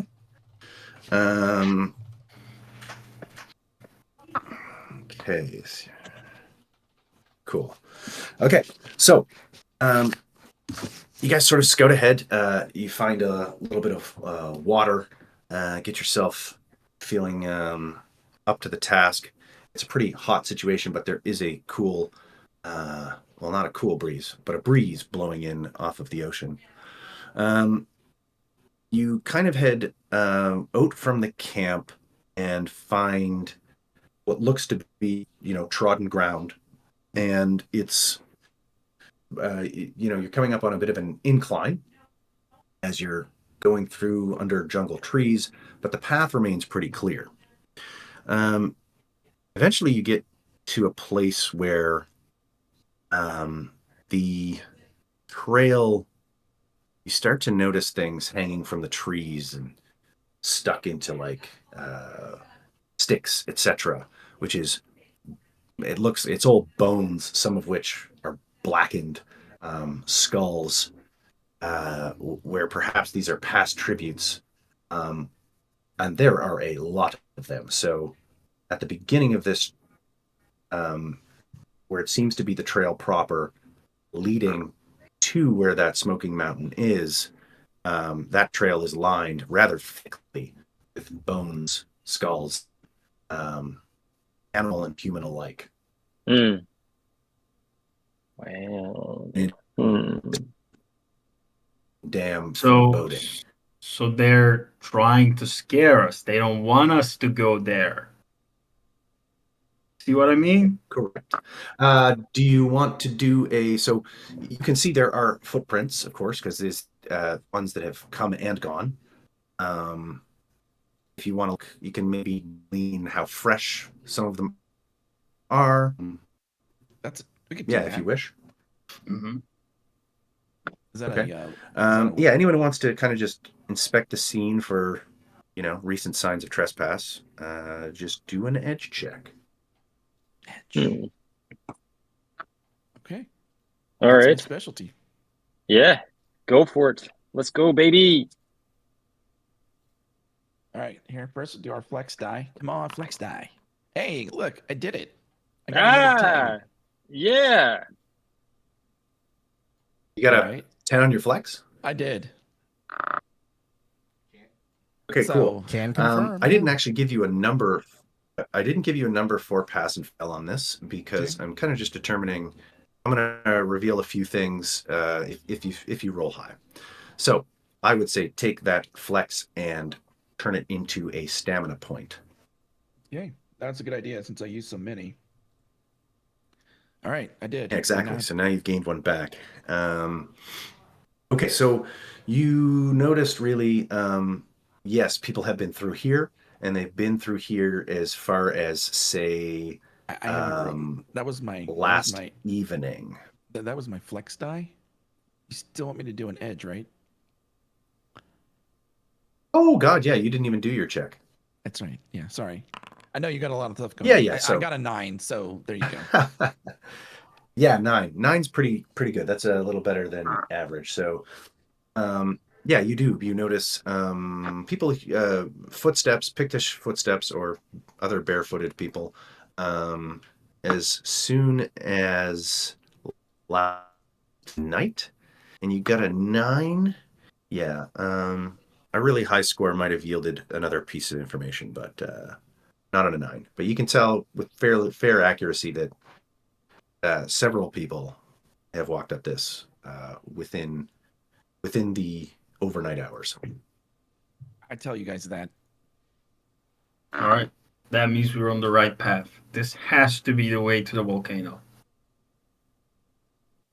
Okay. Or Okay. or to some people that we can beat and learn where the volcano is. Either way, this is a good path to take. What's the worst that could happen, guys? Come on. Let's go. Let's I'm try with it. I mean, I'm with you guys. dare you ask?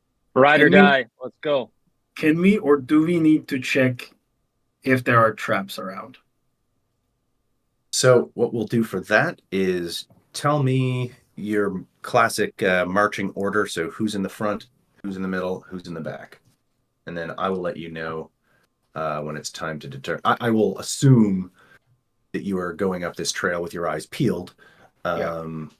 and then of course I'll alert you when it's time to roll for something. So Go ahead. Go ahead. No.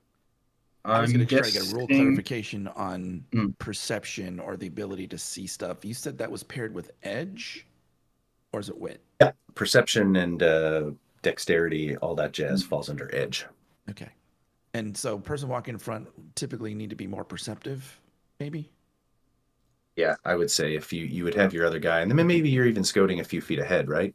You can say that if you want. You know, we're not all bunched up. Okay. What do you guys think?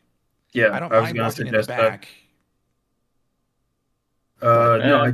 I was gonna suggest that. Yeah, I think you should be in the front, just scouting. I be in the middle because I can tank any damage, Yeah. and our bowman is at the back. Yep. Okay. I'm okay with this. Okay. So, sorry, at the front is Hanzi. sorry, Hanzi.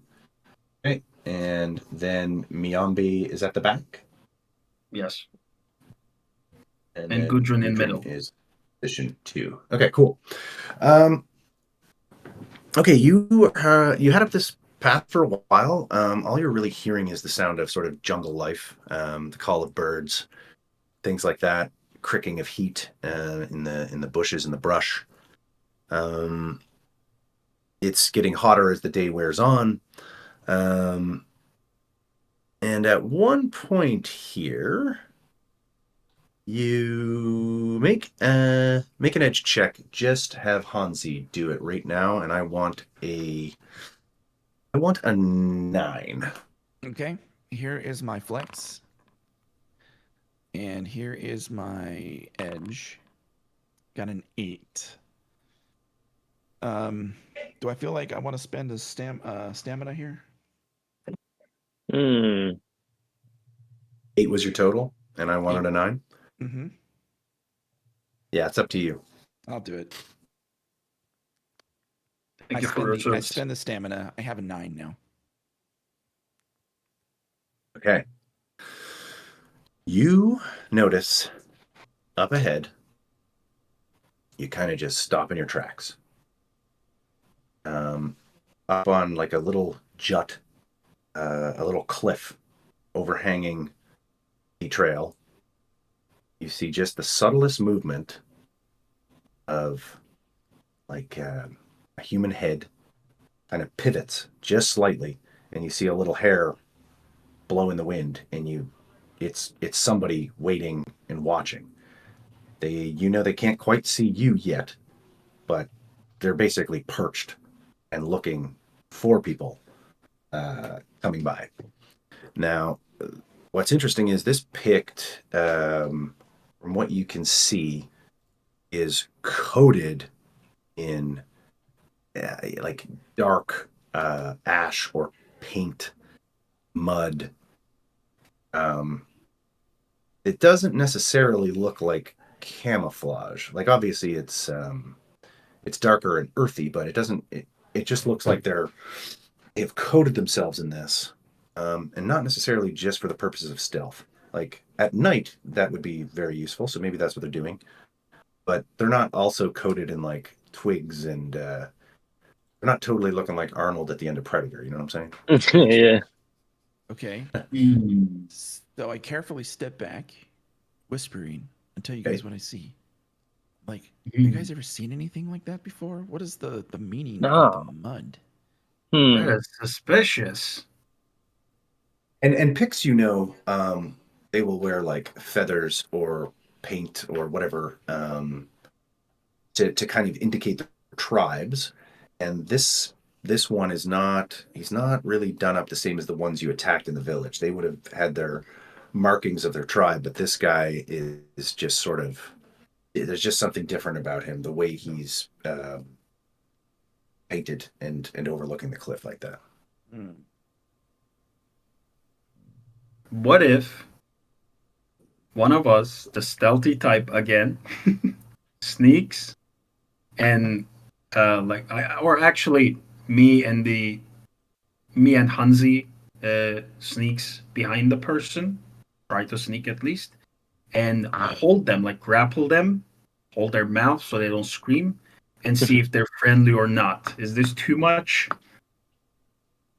I guess what I would say there is you're looking ahead at like how, like you're gonna have to do some bushwhacking to even see how he got where he is.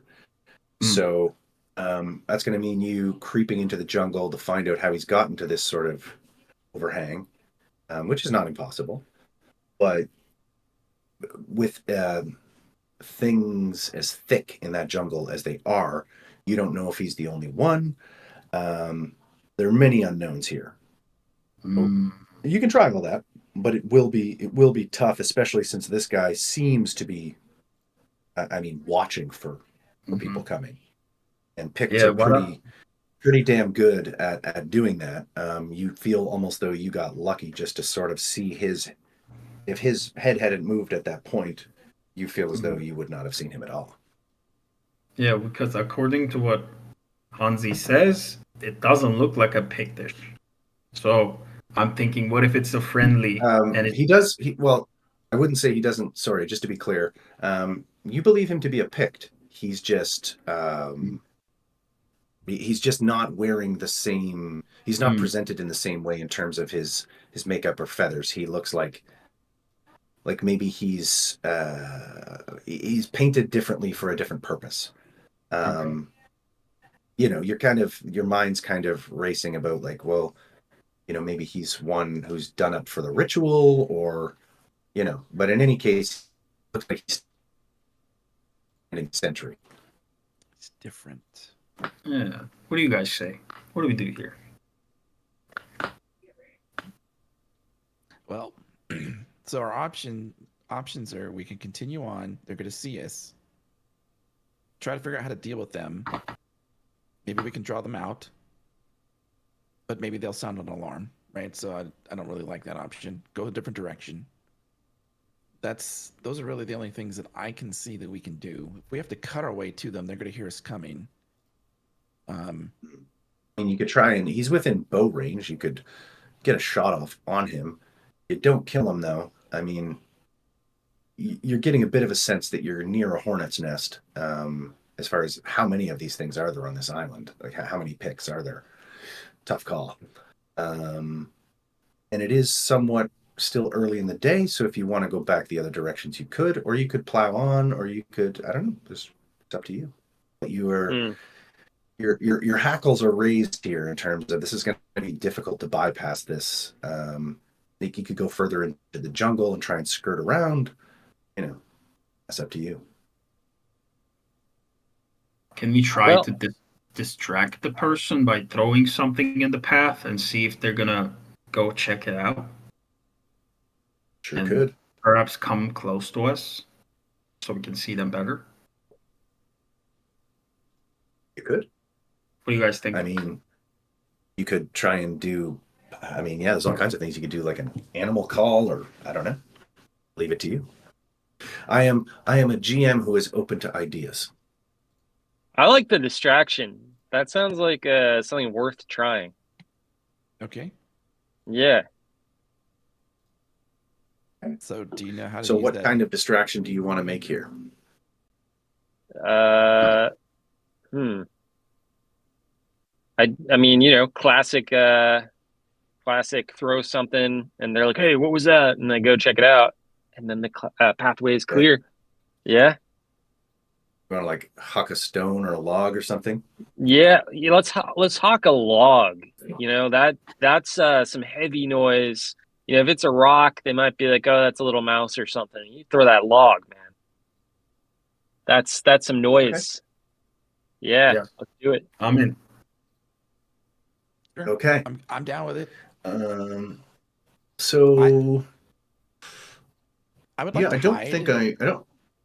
Yeah. Okay. So if combat starts, you can maybe I all can get a surprise or something, maybe.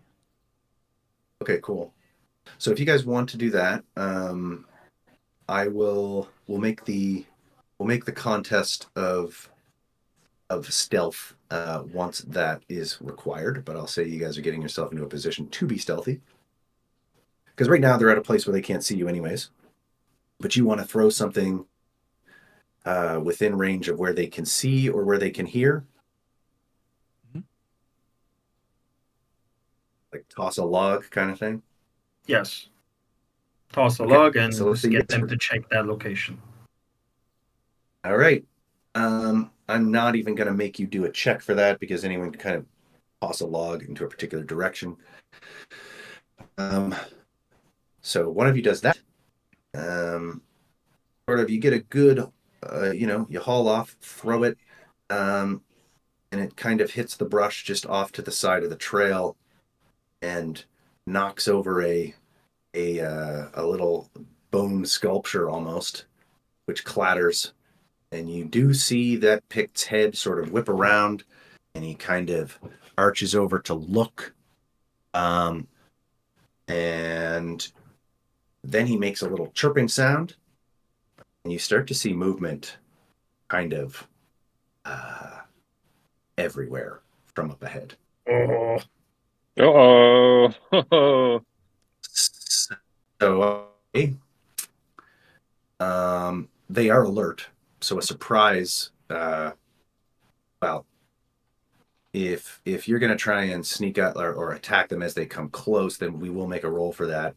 But before we get into any initiative rolls, you are at a distance where you can kind of haul ass backwards if you want, even sneakily, or you can, I don't know, do the other thing, approach. But it seems like there's a lot going on. This is no longer a good idea. We need. I agree. So you guys back up? Yes. Yes. All right. Do I want to make you make it?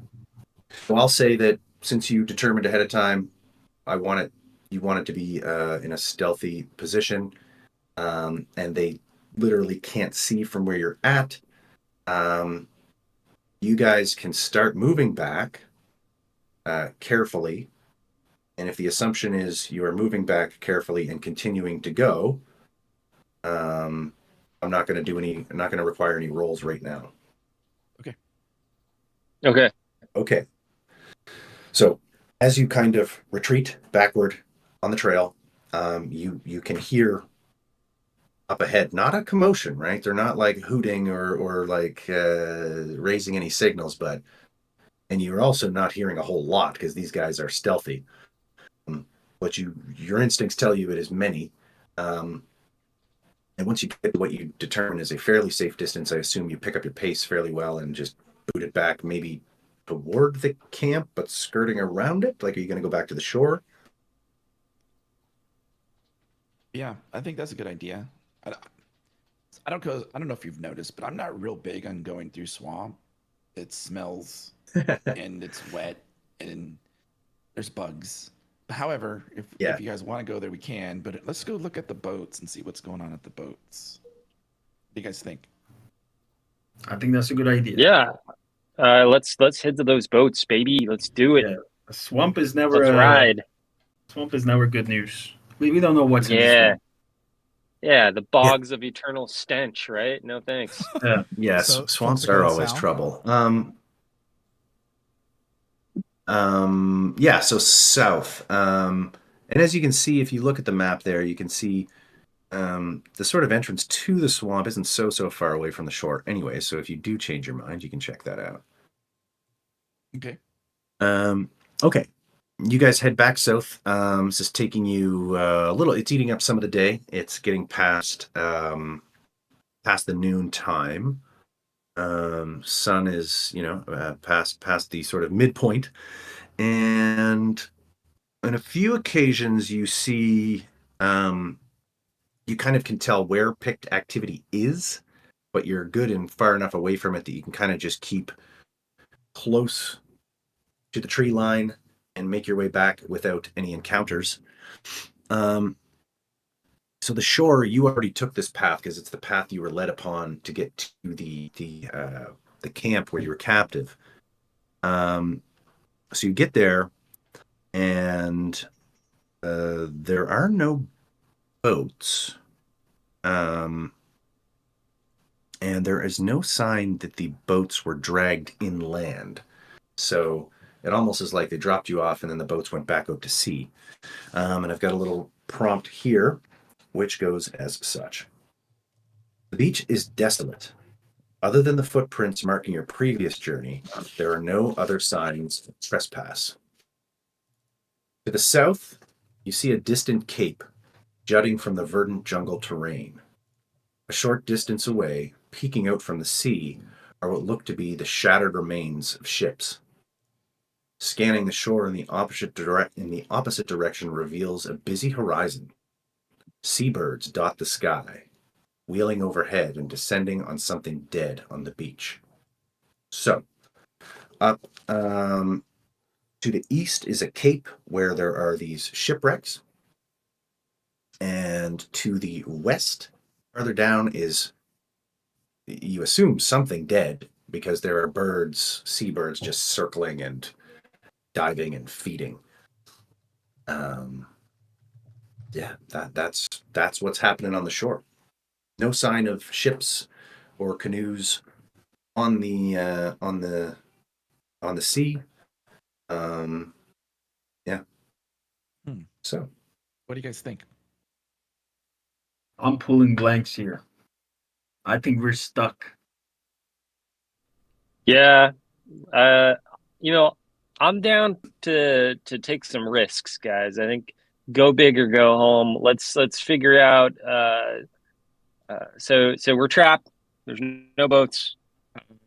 It's pretty desolate. Well, So there is the shipwreck area. Now, I'm not saying there's like a ship chilling there, but you're seeing you can see like masts of some larger ships, but it looks like almost like a ship graveyard of sorts. And then there's a cape which kind of juts out, and from that promontory maybe you can see other things. But then down the other end is just something dead and nature having its way, eating it, carrion birds. Okay. Well, let's go check look at out that ship, shipwrecks. guys. Yeah, shipwrecks. Yeah, sounds like an shipwreck. idea. And you never Wreckage. know what we'll find in shipwrecks, right? Yeah. Yeah, We'll find you it. do not know. So there could be some supplies there. There could be treasures, Loot. See, something now you're speaking my useful. language. Maybe there is a boat. Okay. Yeah, let's go for it. All right, sounds good. So you make your way down that beach. It's a good journey. Like it takes you about a half hour or so to get to that cape. And so now we have another read aloud. You count 3, perhaps 4 shattered vessels among the wreckage. Some have been rotting on the shore, seemingly for decades. But one among them seems much newer. The mast of this vessel stretches up to a crow's nest, resting against the side of the cape. From over the rim, a bearded face stares back at you. He is no Pict, but a Zingaran, if you had to guess. His eyes go wide and a grin splits his jaw. Mitra's blessed me. You are not Picts. He raises his hands to show he is unarmed. What do you do? Interesting. Ooh. I don't know, guys. Should we kill him? No, he's just some I'm guy. kidding. I'm kidding. He's just some guy living in this island, and Picts didn't find him. He may have information. Yeah, And we'll say yeah, he speaks Zingaran, which to various extents you guys have some understanding of it, as you aren't very far from that nation. So in this game, obviously in the Hyborian Age, we don't have a common tongue, but in most cases, if it was someone with a remote language, we would be making checks to do this, but we'll say at least one of you has a pretty good grasp on it and take it from there. Okay. So, Let's talk to the guy. Yeah. What do you say? Let's talk to him. Let's ask him. All right. So I say, hey, man, have you heard anything about this sacrifice going on this evening? It's super secret. What's up with that, buddy? You got the intel? A moon rises. Of course. They're busy today. And this evening, they're hungry for the blood and the sacrifice to come. It is a good day to be a Pict. Not a good day. Be not a Pict, he says. From his tone, he strikes you as a guy who's been talking to himself a while and is very excited to talk to somebody else. I ask him, hey, do you have anything that could be useful to us in surviving and potentially even saving someone? He says, well, what about this ship I'm building? That could be useful for all of us, eh? So Indeed. Yeah, he has a vessel under construction, and it looks to be under the last stage of repairs. It's he kind of points at this thing, which he's got sort of out of view behind just off on the shore, not sort of launched. He's up in still up in this crow's nest from this totally wrecked ship, and he's kind of pointing to this thing. And so you get a glimpse at it, and it's essentially an oversized canoe built from scrap. And he thinks just a few days more work and this vessel will be sea ready. The surrounding waters are rocky and turbulent, hence the number of wrecks. But after studying the route by which the Picts access the island, as in how they brought you in, he's confident the ship can make the journey back to the Baraka Isles, or perhaps even to the safety of Zingaran shores. And he's like, this is a dude who's obviously been living in fear a while, and in the Hyborian Age, you're not really going to trust any stranger you come upon, but really anyone is better than these Picts who really just want your blood.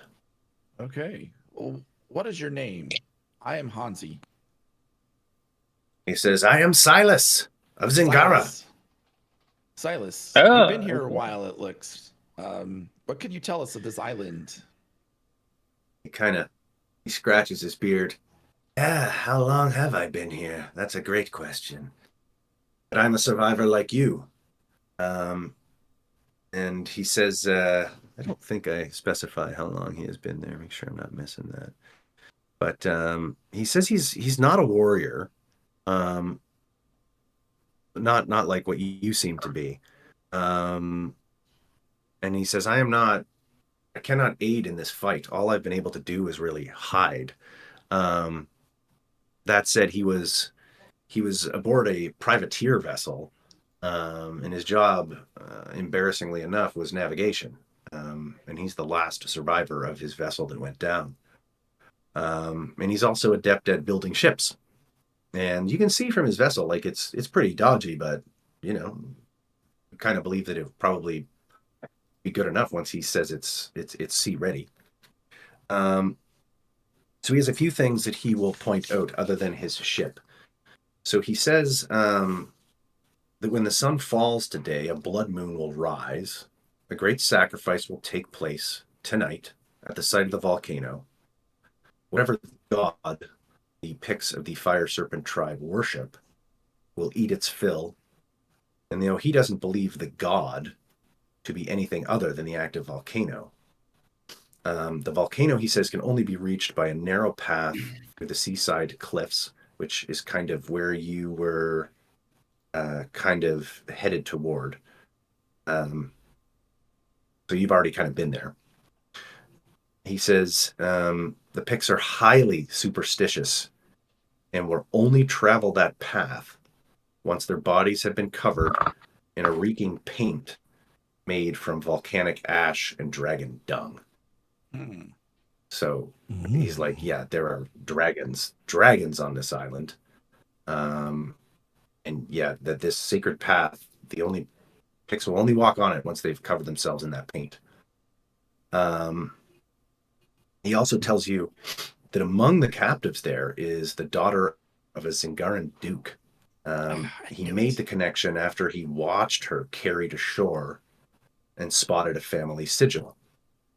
How the Picts captured her remains a mystery, but her rescue would likely come with a great reward from a rich man. And the final piece he gives out to you is that don't go to the swamp. He says the veiled pools, there is a flower that grows there, and maybe it offers healing properties, though he's suspicious of that. And maybe it's something that could be sold as a high price if it does in fact do what it says. But dragons, actual dragons, long thought extinct, prowl its waters. But of course, where dragons are, dragons poop. And so maybe if you want some of that paint for yourself, that's a place to get it. Yeah, he says a few days more and I can have this vessel. I can have this vessel ready. Don't be fools. Sounds pretty He crappy. says, help me. Let us get out of here. Gotcha. Where do you think they're keeping the princess? Do you ask him that? Yes. He says if she wasn't, he knows of, he has spotted the camp that you're talking about, or the camp that you were in, plus the sacrificial site of the volcano. And those are really the only real camps other than a few hunting areas. He's also not scouted the island entirely because he's, building. Yeah, and the Picts seem to not really, they're not coming over to these wrecked ships, as no new vessels have wrecked the area. I mean, he's sure they would probably swarm on them if something else crashed, they would probably loot it. But he's like, this is a good spot. I can gather things. If I can just get this done, I can get out of here. He says it's taken him months and months, and he's lost track of the time, but he's managed to put this thing together. So it's up to you guys. I have an idea. Now, for the sake of I have one more for the sake of question. the stream. Yeah, go ahead. Yeah, my final question is what's in it for us? Do you know how wealthy she is, and if she's willing to give us some money if we save her, or what do we get out of it? I mean, there's a certain you can imagine that if you returned the Duke's daughter, you would indeed, that should give you a hefty reward. That said, I mean, who says you're not going to be blamed for it? Are you even going to be That's able to true. get her back? This island Yeah, I is full of say, things. yeah, guys, How let's get Conan out are of you? here. They have sacrifices every week. There's plenty of money to be made in the future, but this seems pretty deadly. I think we should save our own hide and get out. I disagree. Hmm. I see So gold coins in my future. there's the option of like, I mean, yeah, and we've been streaming for a while too, right? So it's like, how long do you want to take it? Um, Yeah, but we're another just a thing little would, sorry to interrupt. I'm sorry. We're just at a little over the oh yeah, no 2 hour worries. mark. Mhm. So it is Like this is a tale. You could feasibly go check out these pools. You could perhaps harvest some of that stuff, or even just go far enough to get the dragon droppings, right? And then maybe, what you would decide to do with those would be up to you. Um, but really, this tale, there's a few you could do a lot more time with it depending on what you choose. I will also say it's worth noting that these being sort of one shot in nature, that at the end of each, you're going to get your experience, right? And you'll get your experience regardless. If you just complete this tale, you're going to get experience points. That said, in these tales, we tend to bake in extra bonuses depending on decisions that you would make. So, over the table information would be, if you try to seek out other avenues here, you try to rescue this princess, or you do try to go to the veiled pools to gather some things, there's other bonuses for which you might stand to gain. But yes, we are this deep into the stream, so depends what you guys want to do. I would like to do another giveaway while we decide. Do that. Yeah. So this next round, this is going to be the second and final giveaway of today's stream. So similar to last time, as long as you've been chatting it up, you would be eligible for a win. So make sure you type. And then in this round of giveaways, we are including more Conan Exiles discount vouchers, the Adventurer's Pledge for the RPG, Conan Exiles official merchandise of the Avatar T-shirts, and then one giveaway of the King's Pledge of the tabletop game. That King Pledge is dope. If you win that, what is the King's Pledge? you are you, rocking. So the King Pledge is it's basically 2 boxes with the base game plus bonuses plus a whole box of stretch goal stuff. It's really when that Conan board game first went for sale or went up for pledging on Kickstarter like almost 10 years ago now. It was huge, man. It was like one of the big first things that like blew up Kickstarter for these kinds of deluxe board games. But there's just so much gameplay content associated with that. Not just in the box, but like further official and unofficial scenarios online. Like it's a hell of a lot of gameplay in there. And it's if you've not played the Conan board game, man, it is sick. Also made by y'all, right? So says I. Yeah, now I didn't, to be fair, I can say that it's the coolest Conan game ever put on tabletop because I didn't design it.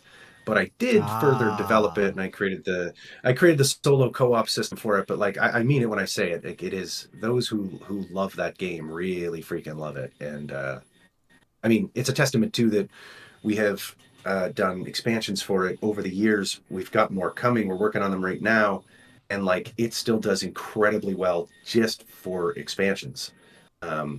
So believe the hype. It's a sweet game. Yeah, weren't some of the miniatures from the table or from the board game also like? Are some of them intended to be like or I mean, I guess they're miniatures, so you can just use anything, but like they're supposed to be like some no. We kind of going into the RPG, right? Yeah. With this RPG, we did design it like really my target audience mainly was for our board game, Conan board game players, Mhm. because we have like, I don't know, 40 or 50,000 people or something who have purchased that game. Um, and so whatever we were going to do at Monolith, it had to be something that catered to people who already have those components, right? And hence the design of the game too, to be relatively straightforward and easy to navigate, but also provide the depth and freedom of an RPG. Um, yeah, we kind of aimed right at those folks. So if you already have the miniatures from that board game, we've got most of them statted in the rule book.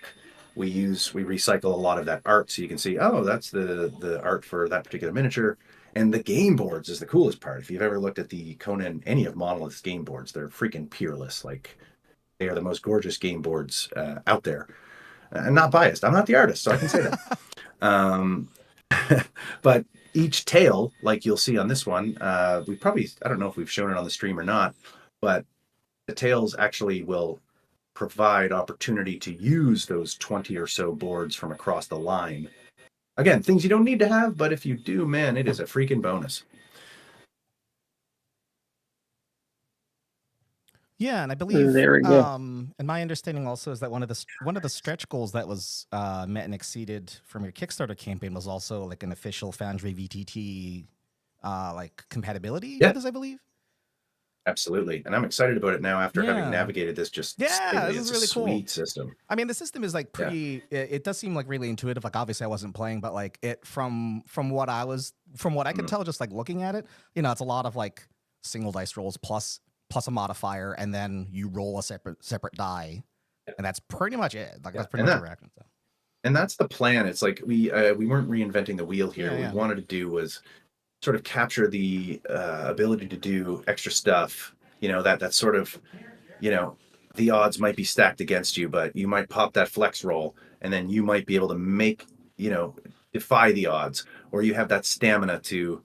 And in combat, you'll see that like you can increase your movement values. You can use it to do just mighty things. So you always have this little currency, sort of like Conan, to kind of dig deep and wreck house when house wrecking is needed. Yeah, and I mean, it's again, you can try this game out for free right now. You can just grab the quick start document on DriveThru or Monolith Edition website and give it a go.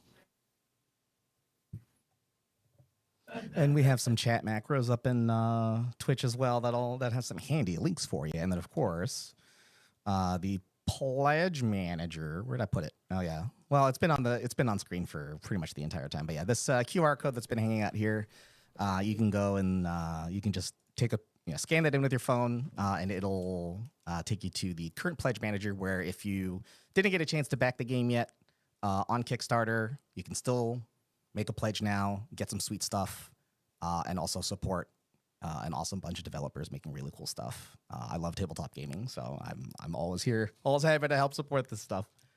Oh yeah, let's see, pledge Monolith. Okay, and now I'm going to push some buttons to finalize these giveaways. 1, all right, 2, 3, 4, and 5. Yeah, there you go. All right. Sadida, Vomer, Night Watcher, Will. Deadlocked, you won anyway. And Jaspage, congratulations. You win stuff, and we'll be in contact with you to get you your stuff soon. Sick. Congratulations. Yeah. Crom did not do that though. That might have been Mitra's blessing. Yeah. Crom doesn't care what you win. Mm-hmm. He gave you life.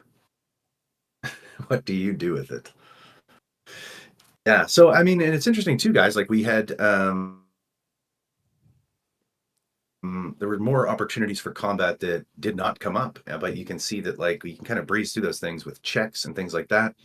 I'm glad we did do our little encounter at the beginning, but with your sweet decision making, you were able to brain some picks without even taking a scratch. Mm-hmm. Mind you, had we carried on, even from this point, if you decided to stick around with Silas and make your escape, Still a couple of days more before that boat's finished. I think I might find some ways to challenge you. Hey, I'm all about dragon poop and camouflaging, sort of, and exploring more towards the volcano, trying to find this princess. That's where my head is. Because Yeah. Chiching, that's what it's about, right? I'm in it for the rewards. That's right.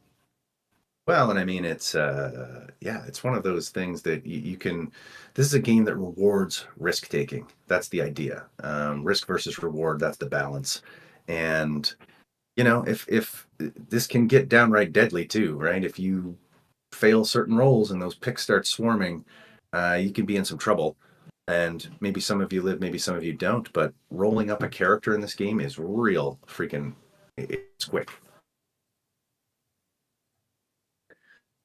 So yeah, folks, I say if you're into a fairly light tabletop experience, one that is going to feel familiar, intuitive, and is just really easy for the GM to run. Like these tales are short.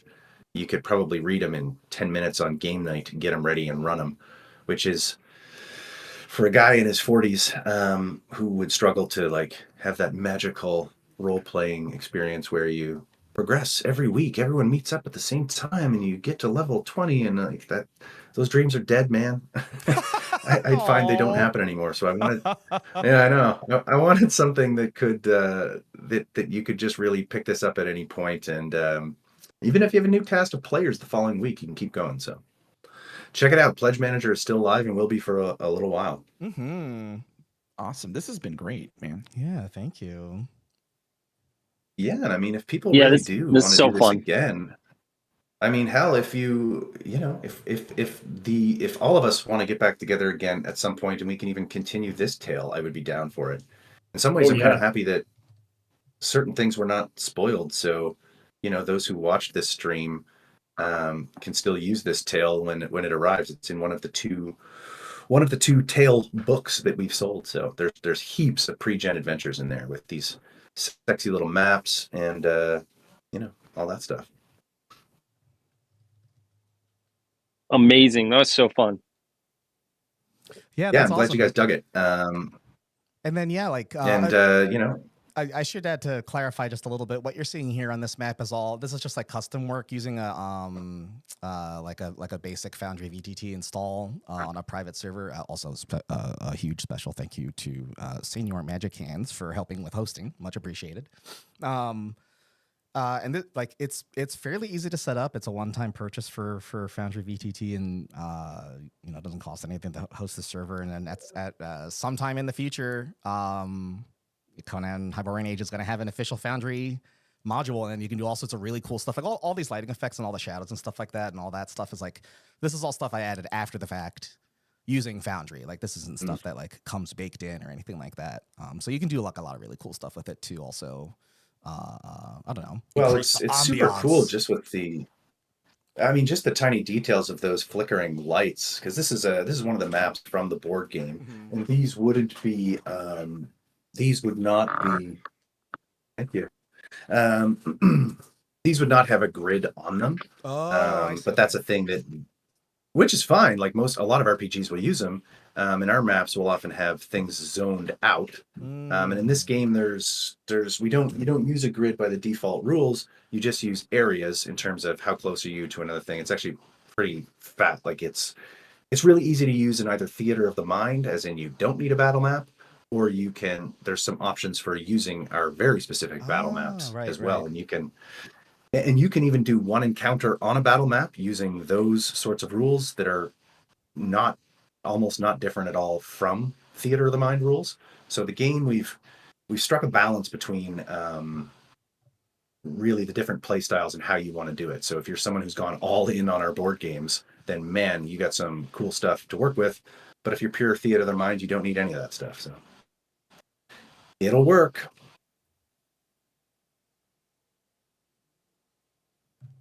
All right. Well, I think that wraps up the giveaways. I did one more roll. Congratulations to Cinex1992. We'll be in contact with you shortly. But yeah, I mean, I guess that's the end of the official time. It depends on, obviously it's different time zones for people, and I don't want to keep people or anything like that, but up to y'all if we want to keep going or how we want to do things. Yeah, even though I want to see the dragon poop and embrace the Yeah, you poop, gotta go, but though. it is late. I gotta go. Yeah. If anybody wants to replace me, though, yeah, definitely go ahead. Well, the other thing we could do for I don't know what you're saying, Mr. Curly. You're over in California. You're over there. you got to consider all of these things. That was good. That was good. Oh my Yeah, god. we're Right, trying to get of course. Matt to replace Brian Cox as the official voice of Arnold for all video games and everything. He's great at it. Come on. He's pretty good, but he's I'm over here, I'm in Canada, and we do things a little differently here. A little more subtle in the Arnold impression. It's like you say, I'll be back. You don't say I'll be back. It's ridiculous in all of these things. Just say I'll be back. You say I'll be back. That's all it is. It's they're getting too they're trying too hard. I'm like halfway expecting Arnold to just like teleport behind you right now. You thought this It's was a the very real good- Arnold? personal, kid. It is. Lulu and I have been watching all along. Lulu and I are here making the cookies for all of the animals that they've got here, and these companies need to call me because I can do this. I can do it, all of it. Do Arnold, and he's warning people about Lulu because she sometimes mistakes carrots for fingers, feel for like- human fingers. Can we do this on? She's an not a official company? pervert. She's Okay. just Lulu. Please don't sue us. Sorry. You can't sue us. That's just me. Oh, right, of I'm course, doing, right. I'm doing a schnitzel impression. It's not Arnold. Come on. Okay. It's covered under parody law. Of course, right. Yes. Yes, good, very good. I'm like wearing a Conan shirt at the same time. got- Like, oh, there's no say- connection. You got to say get out now. You got to say that. Out. Get to the chopper. Get I can do all of it. I'm like a freaking pull my string. I'll do the Arnold. No problem. It's my one natural talent. I mean, I've developed other skills over the years, but watched a lot of Arnold movies. I'm a big fan. Mm-hmm. Hell yeah. Well, guys, I got to get going because I Yeah, have yeah. some content to produce. But this was a pleasure. This is awesome. Again, check out our Conan YouTube channel, the podcast, our Instagram, all of it. As this year ramps up, we're definitely going to be sharing a lot more news and information. And this is going to be a really good year for Conan fans. I can tell you that. So be excited. Right. So thank you guys. I appreciate it. Thank Matt, you. we should catch up soon, man. We can do some more Yeah, I got impressions. some- I'm gonna use you as like my impression piggy bank. I'm just gonna like direct you, and then you're gonna give me like that scenario as Arnold. That could be fun. Maybe we'll do like people an send me- animated series. Like it'll just be like you and I will they send me Arnold improvise. impressions. Yeah, Yeah. I get them sent to me all the time, and people are expecting to be like, "Yeah, that's awesome." Like, it's not very good. Mine is better. Yeah, it is one of I'm a it's bit of a probably the son. best one I've heard. So Well, I try my best. But yeah, it was nice to have you there. And guys, like truly, if people want a part 2 of this, and we can rig it up in another month or weeks or whatever, like we can call this a part 1 and do a part 2. I'm down for it, and we can continue on. I'm psyched that people got to have some giveaways here, and we got to get a basic sense of how this game works. So yeah, man, Yeah. all right, guys, you let me know. Yeah, we'll do. later. All right, thank you, Sean. Later, Thank dude. you, Bye. thank you, Take care, buddy. Halcon, and Halcon's chat. Much appreciated. Yeah, man, it's awesome. Thanks for the opportunity. Party, Richter. Richter. See you at the party, Richter. Yeah, sorry, I can't now. Okay. Get out of the Chilling. stream. Get out. Go. I'm Go to going bed. now. That's pretty Later, good. guys. Oh, thank you. You're not Okay. bad. All right. You Uh, too.